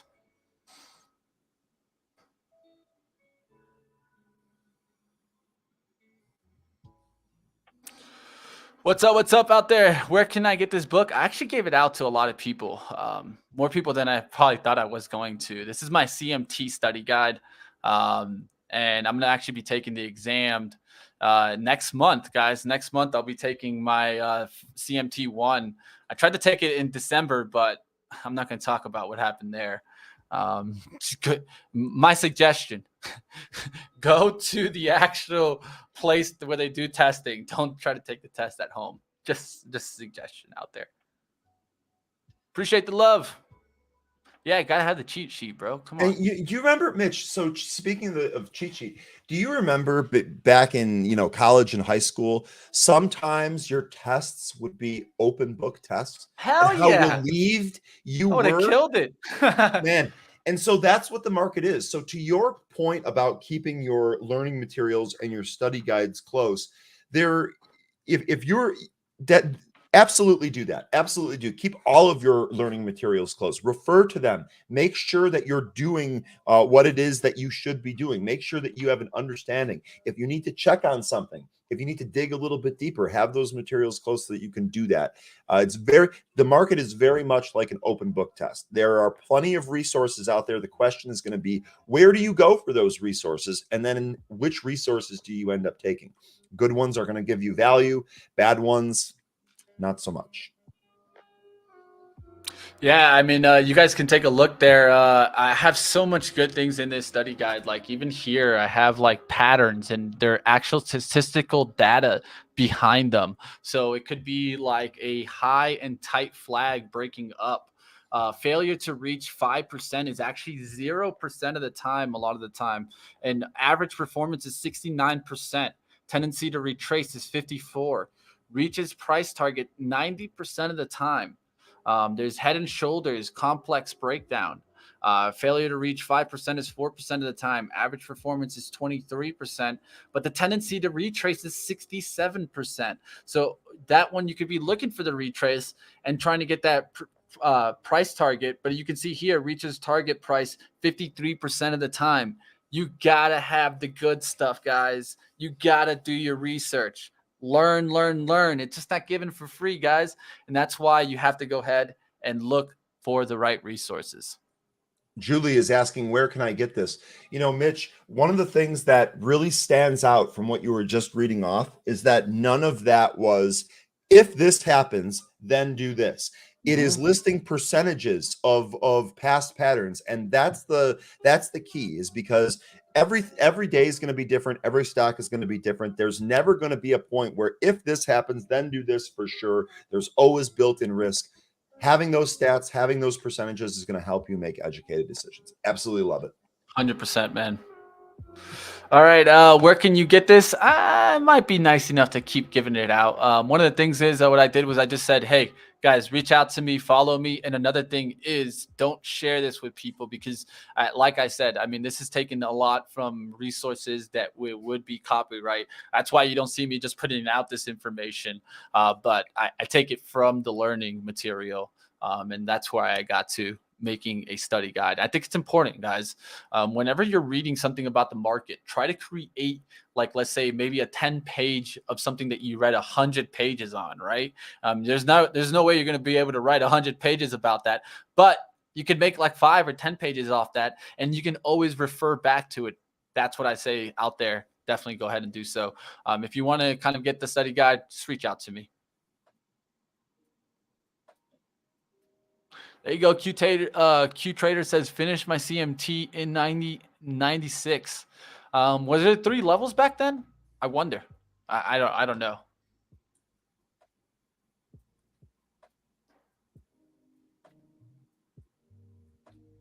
There's so much out there, guys. SPY fighting that 402. Can't get back above there. We're really starting to break down there on the SPY. You guys can see my chart here as we saw that kind of turnaround, right? So now we're going to look for that down wave and a little bit of a bounce, maybe reflecting off of that 400 and continuing back down. Mara looking really great for us. If it flushes through the VWAP here, 1160, we'll be up more than 20 cents. Let's see what happens there. Let's keep battling and see what happens in this market. And real quick, Mitch, you know, I actually forgot who it was earlier that was giving us levels. I think can't remember their name. I'm so sorry. I'm gonna botch it. Anyway, it was Rory. Rory was giving us levels earlier on the S&P, and if the high is in for the day, our high here was 40.50. Just about on the SPX, the S&P cash. So he was only off by about 10 points. Really not a whole lot. Pretty accurate. We'll see if this was actually the high for the day or if we do get a bounce here. I'm kind of along what Hoodoo was saying. We might be flat and kind of choppy here around the lunch hour. Then maybe some sell bars at the end of the day. That's what I would guess. All right, trying to see that breakdown of 1160s. We just hit it on Mara. We'll see if this can continue breaking on down. That's Mara. Let me put my 3 charts up here so that you guys can see that one. Mara here on the left-hand side. We'll look for it to continue breaking through the 60s. And let's put Tesla on the right-hand side. I'm seeing Tesla break down. Could break down through the low of the day. Remember, we were talking about it when it was at VWAP at 793. Rejected the hold above 800. Now coming down there towards 780s. All right, so one here that you might like, Lord Ryan, is, of course, what? An island reversal can occur at either a top or a bottom only after relatively lengthy trend change. I even have some statistical data to go with that. I have like statistical data on just candles, like even evening star. It's a bearish reversal. It's 72% accurate. 3-line strike, bullish reversal at 84% accurate. So you guys got to be looking for those. Like, let's say like a hammer inverted, bearish continuation, 65% of the time. This is an interesting candle formation. I don't even know what it is. I had them. I usually know all of these, but abandoned baby, bullish reversal. I've never heard 70%. The abandoned baby trade. Let's look that one up, Ryan. I'm actually gonna look it up right now. I'm not gonna lie. I'm afraid to type that into the search engine. It's actually there. Was it called the abandoned baby candlestick? Yeah. I'm gonna show you right now, guys. I'm pulling up the picture for us right now. Just give me a second here. This is gonna be interesting. I never heard this pattern. That's why you gotta. I've never heard this either. All right, so this is the abandoned baby bearish pattern here. Let's take a look here. Abandoned baby candlestick pattern. So it looks like the first day, long black candlestick, doji at the bottom. So when you get those far gap downs on a doji, you're looking for the reversal. So that's what the abandoned baby is. That doji right there. Okay, you learn so the doji is the abandoned baby here on this chart. And so you can see it both ways here. So it's usually going to be a gap down on the bullish abandoned baby and a gap up on the bearish abandoned baby. And confirmation is for it to break down through the first day's low, where it has that green candle on the bearish side. So I mean, interesting there, guys. That's what it's all about. You learn something every day. There, you guys learned the abandoned baby trade. What time frame? Time frames, it doesn't matter. It matters. Time frame is all about how you trade too. It's not necessarily what time frame you're looking at. It's what your time frame on your trade is. All right, Ryan, I'll go ahead and get you on out of here, my friend. Yes, sir. So we are out. We will be right back at this again tomorrow, right, Mitch? We're going all week. All week, guys, right here on Benzinga. Like always, hit the thumbs on up. We're still gonna keep going towards 11:30, but Lord Ryan, bow down. Bow down. No, I don't. The bow down. I don't like that. But take care, everyone. He's too humbled, guys. He's too humble. Trying to be, man. I don't. I'm just like everyone else. Stay green. Stay calm. This too shall pass. Be tactical, and we'll be right back after tomorrow. Appreciate Take care, it. everyone. Thank you. Let's go ahead. Let's keep it going, guys. Looks like everybody's enjoying the show. Good stuff. Let's go. Definitely some shout outs for Ryan getting on out of here. But hey, if you guys got a stock you guys want to take a look at, throw it up in the chat. We'll see what's going on now, guys. I'm going to start taking a little bit of profit here in Mara here as we're breaking the 60s here. We're at 59 on the bid here. Looking for it to break down a little bit here. Not seeing much there. Looking for it to break here. There's 57 showing on the bid here. Could bounce off of VWAP, and that's why I want to kind of make sure that we're taking some profit here. All right, let's go ahead. Let's take a little bit off there. I took 1/4 of the position off there. Going to keep holding the 3/4 to continue down through the 1150s. The big thing for us is the SPY now holding the 400. We talked about that level. It's going to be an important level for it to break through that 400, come back down to the 397. Then we could start seeing the leakage happen there. Apple, what's going on in Apple? We're starting to see that breaking down through the 152s there. That was the level that I said to look for continuation on the downside, at least from Apple. Now let's see if we get that continuation on that downside action. All right, guys, it looks like we need to change up the music, get the vibes going. What time is Money Mitch on every day? I got you, my friend. So it's at 4:30 Eastern every day, Monday through Thursday. Friday, I don't do a show anymore. I used to do a happy hour and do a little bit of drinking some whiskey on the show. But, hey, not too many people were showing up on Fridays, and I can't blame them. Hey, go enjoy your weekend. Go enjoy your time. Come back on Sunday. A lot of times, sometimes I do some stock watch list on Sunday. But definitely smash the like on up. Catch me today at 4:30 talking to Jay Woods, guys.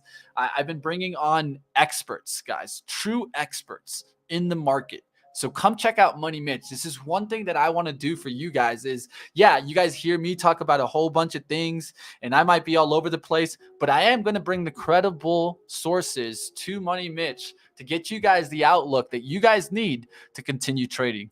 So go ahead and check out Money Mitch. We've had some great talks this week and we're going to continue going, man. I mean, I had Mark Yusko on. We've been going. We had Lance Roberts yesterday. Lance Roberts killed it.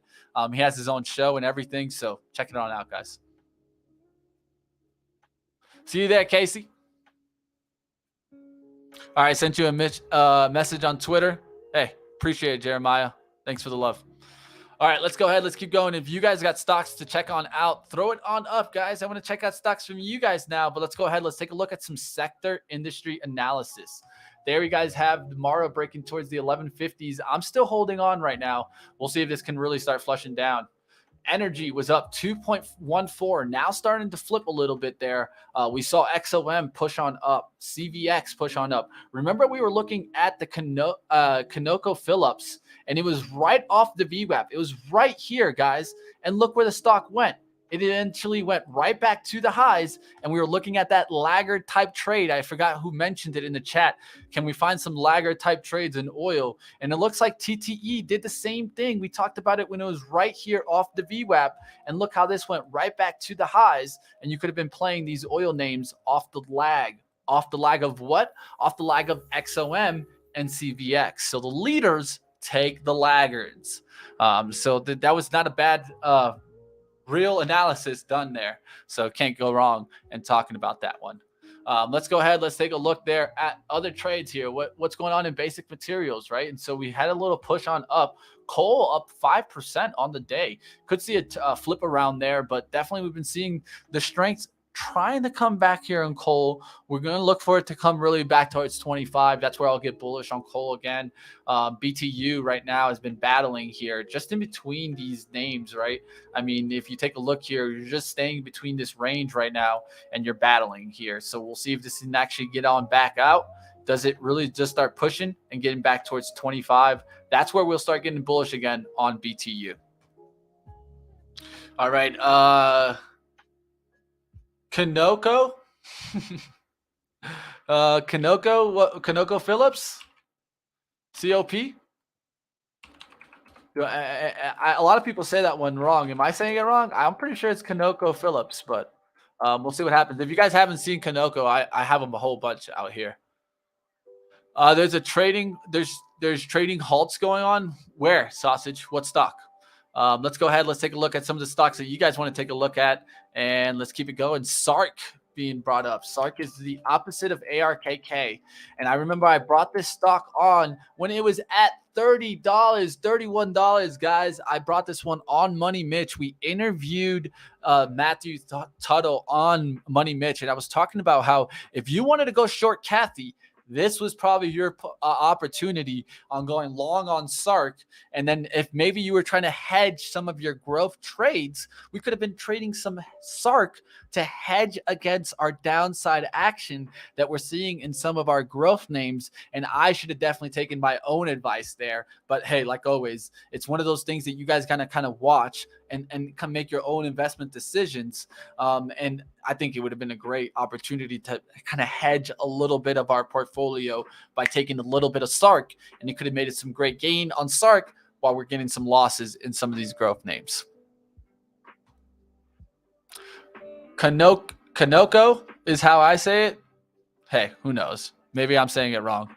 I'll just keep moving. I mean, it is what it is. I say Conoco too. Hey, who knows? Maybe Miss Whitehorse is right. Maybe I'm wrong. Maybe whoever else is right.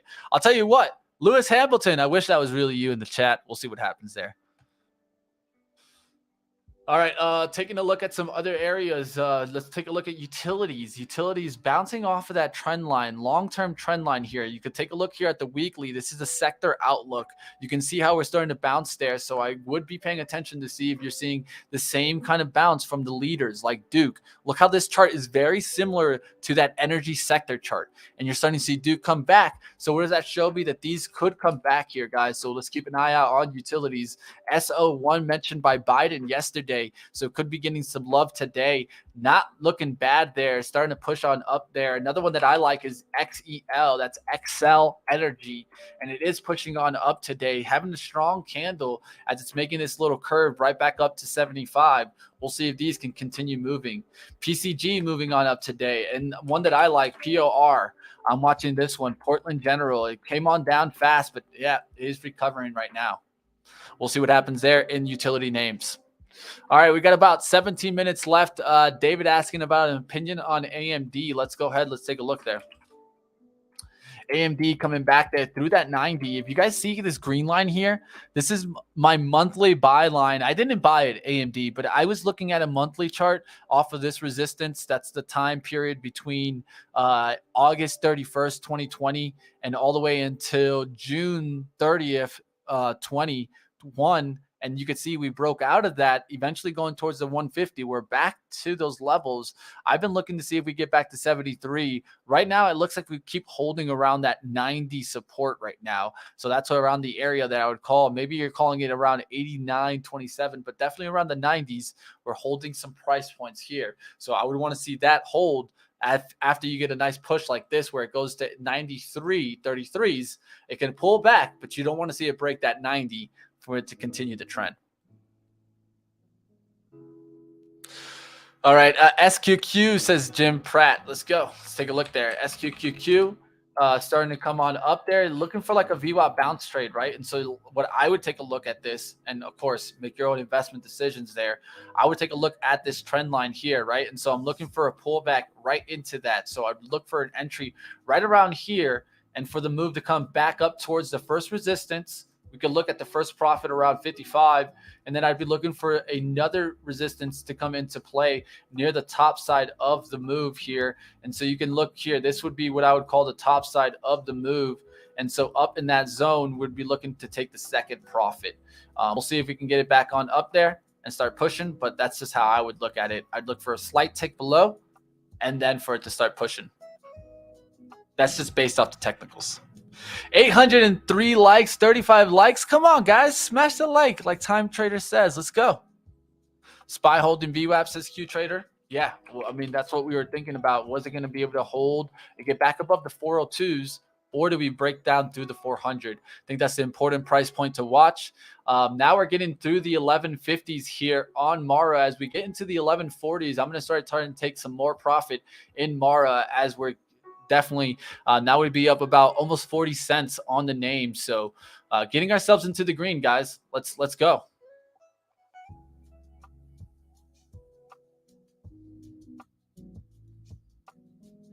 Order out to cover a little bit here at 43s. Just put an order out at 1143.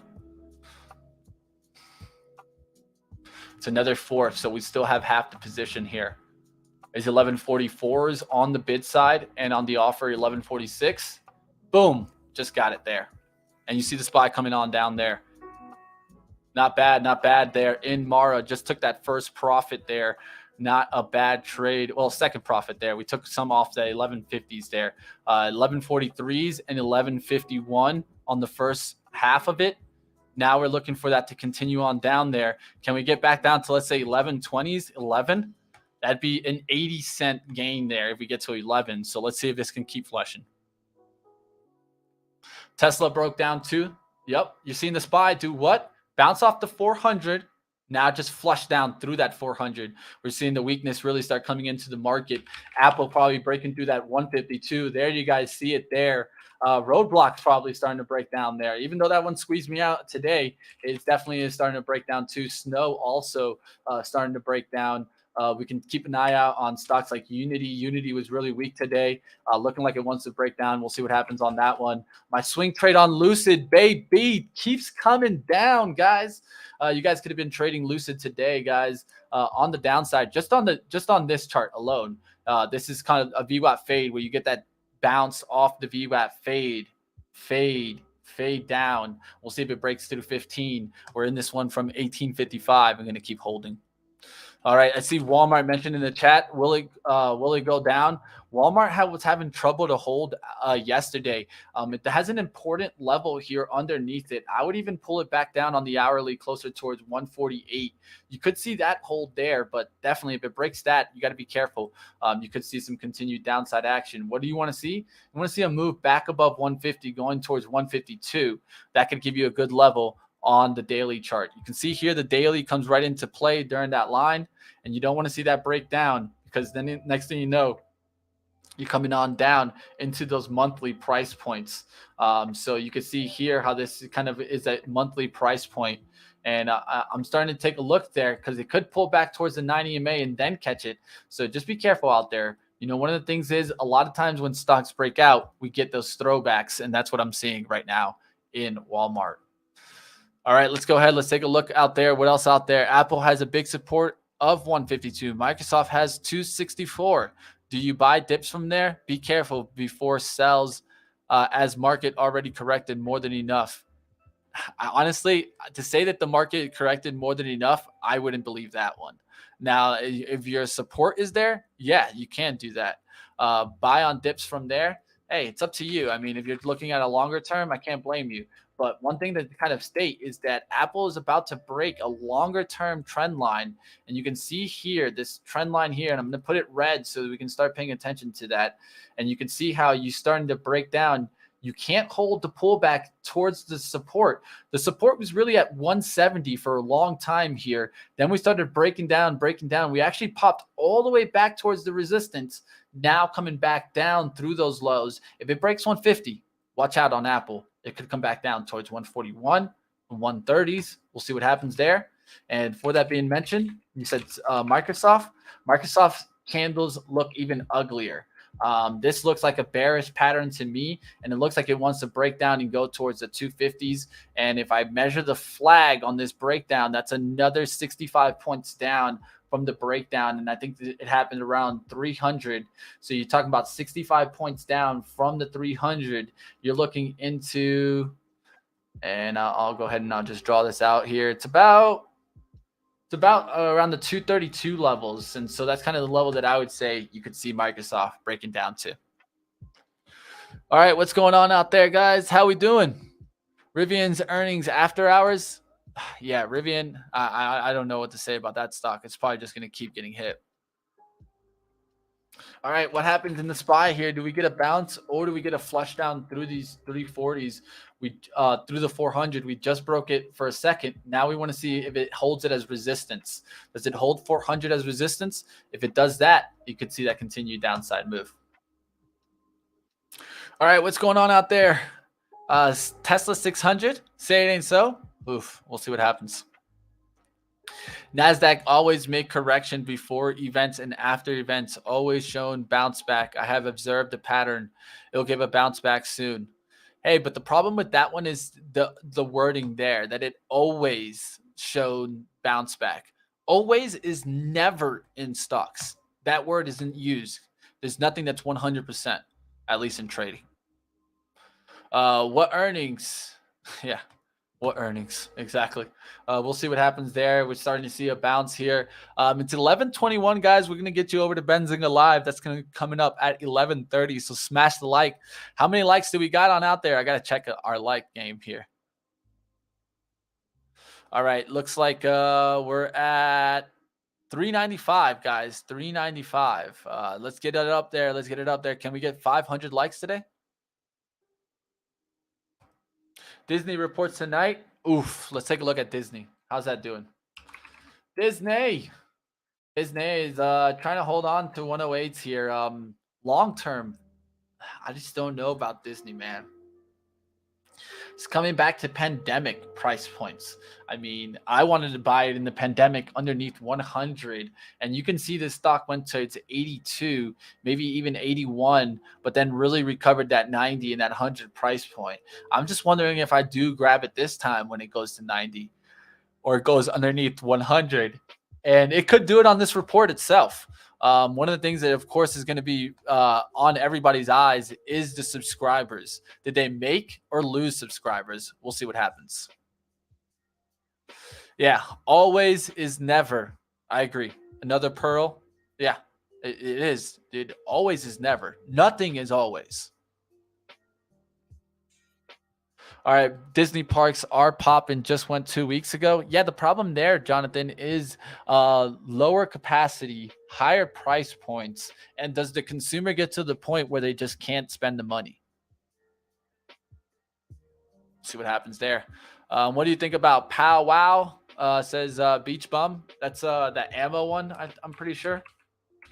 Yeah, POWWW. Ammo. Probably out of favor. High inflation, high price for ammo. I don't think too many people are keeping too much ammo in their kind of storage there. And the reason why probably is the high price points. But I don't really know what POWW really does. I'll be as honest as I can be. I haven't really done too much research into this one. I know Chris Ketchy knows this one, so I might have to ask him to see what we got there.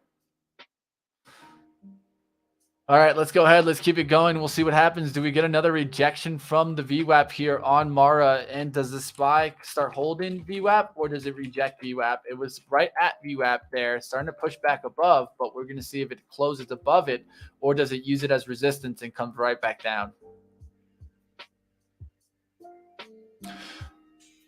Disney Shanghai is closed. Yes, that is. It was more of a let go before we can't afford it kind of thing. Yeah. That's true. I agree. I think you get that last little boost, right? That last little boost of spending, and then people just start pulling back. I agree, Jonathan. That's a good comment. IMPP says happy.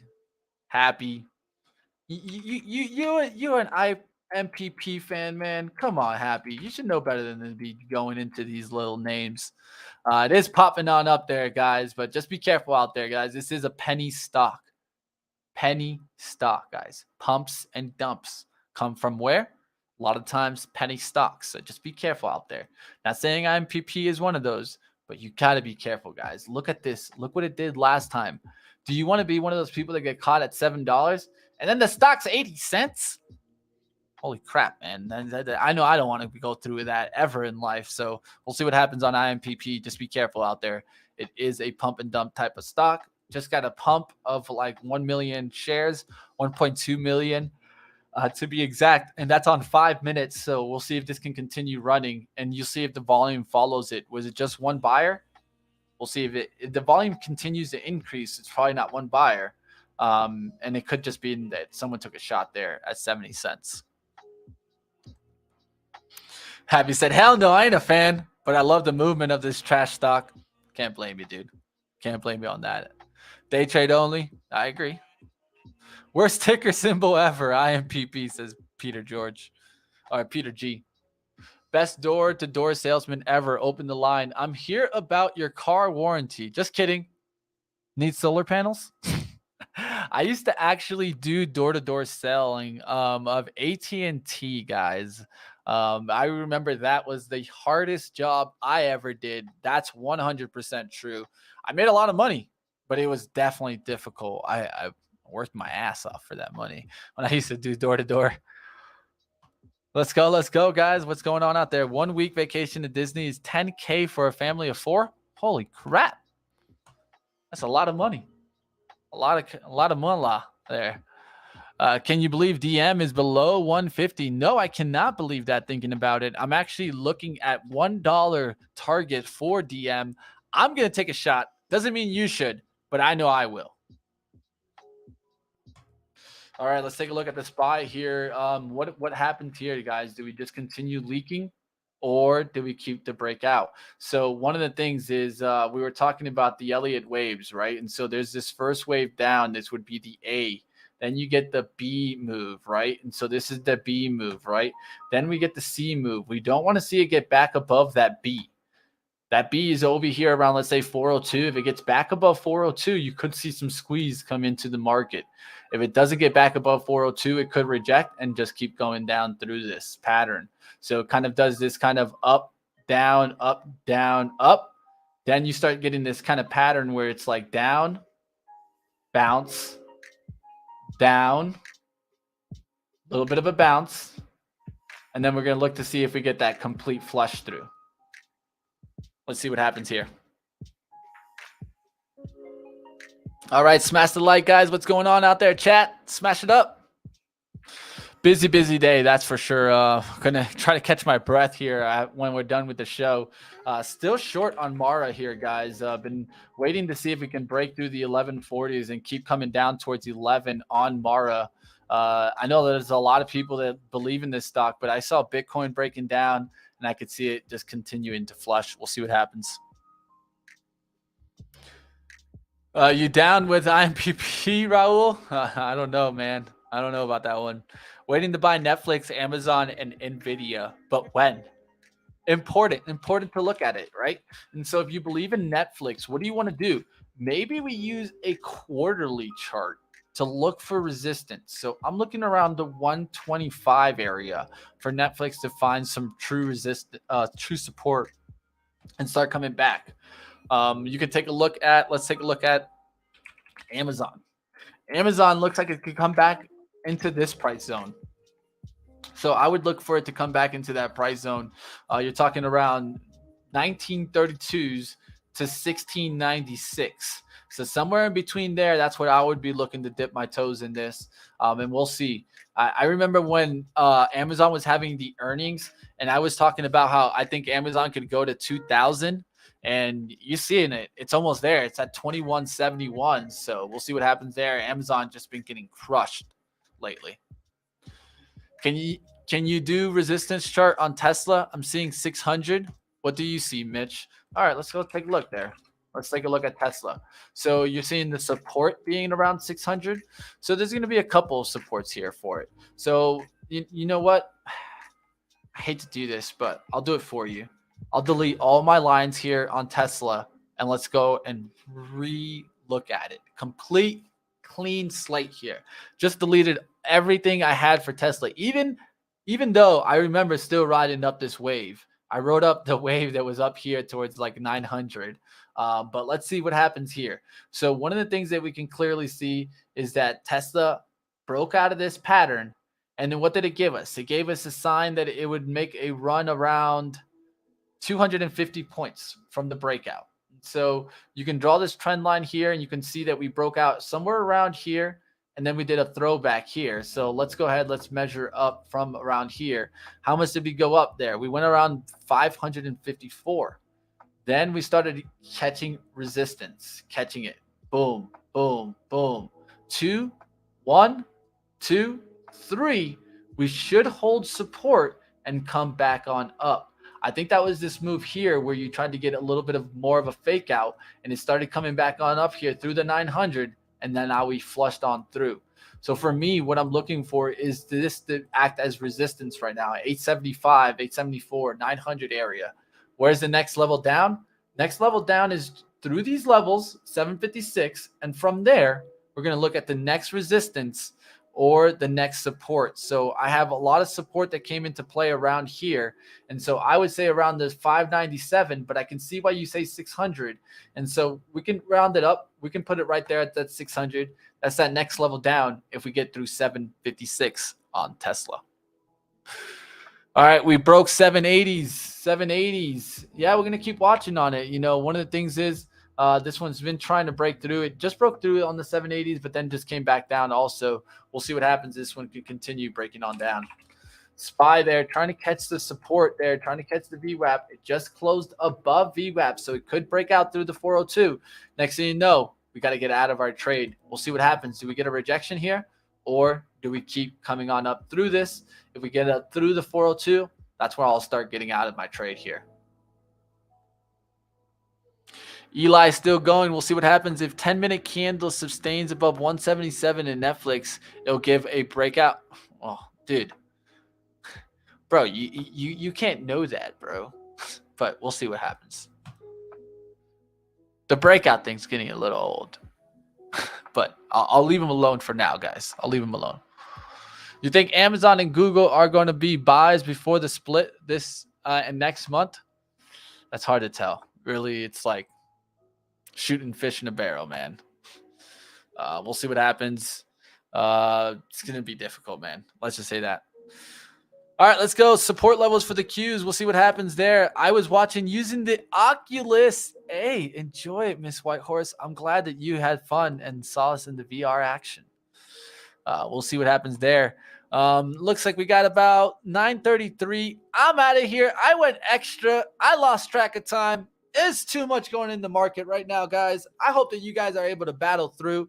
I'm still holding this Mara. I'm looking at to see the SPY if we push above this 402 because I might have to just cover it before we get our max profit. But we'll see what happens, guys. It wasn't the hardest day, but it also was a difficult day seeing that rally. We'll see if this rally holds. Do we get back above 404 today? That will show us that the rally's holding right now. Is this a dead cat bounce? Could very much be. We'll see you guys. Stay tuned. I'll check you guys out on, of course, Money Mitch later today at 4:30. Up next, Benzinga Live. Get on over, guys. We'll see you there.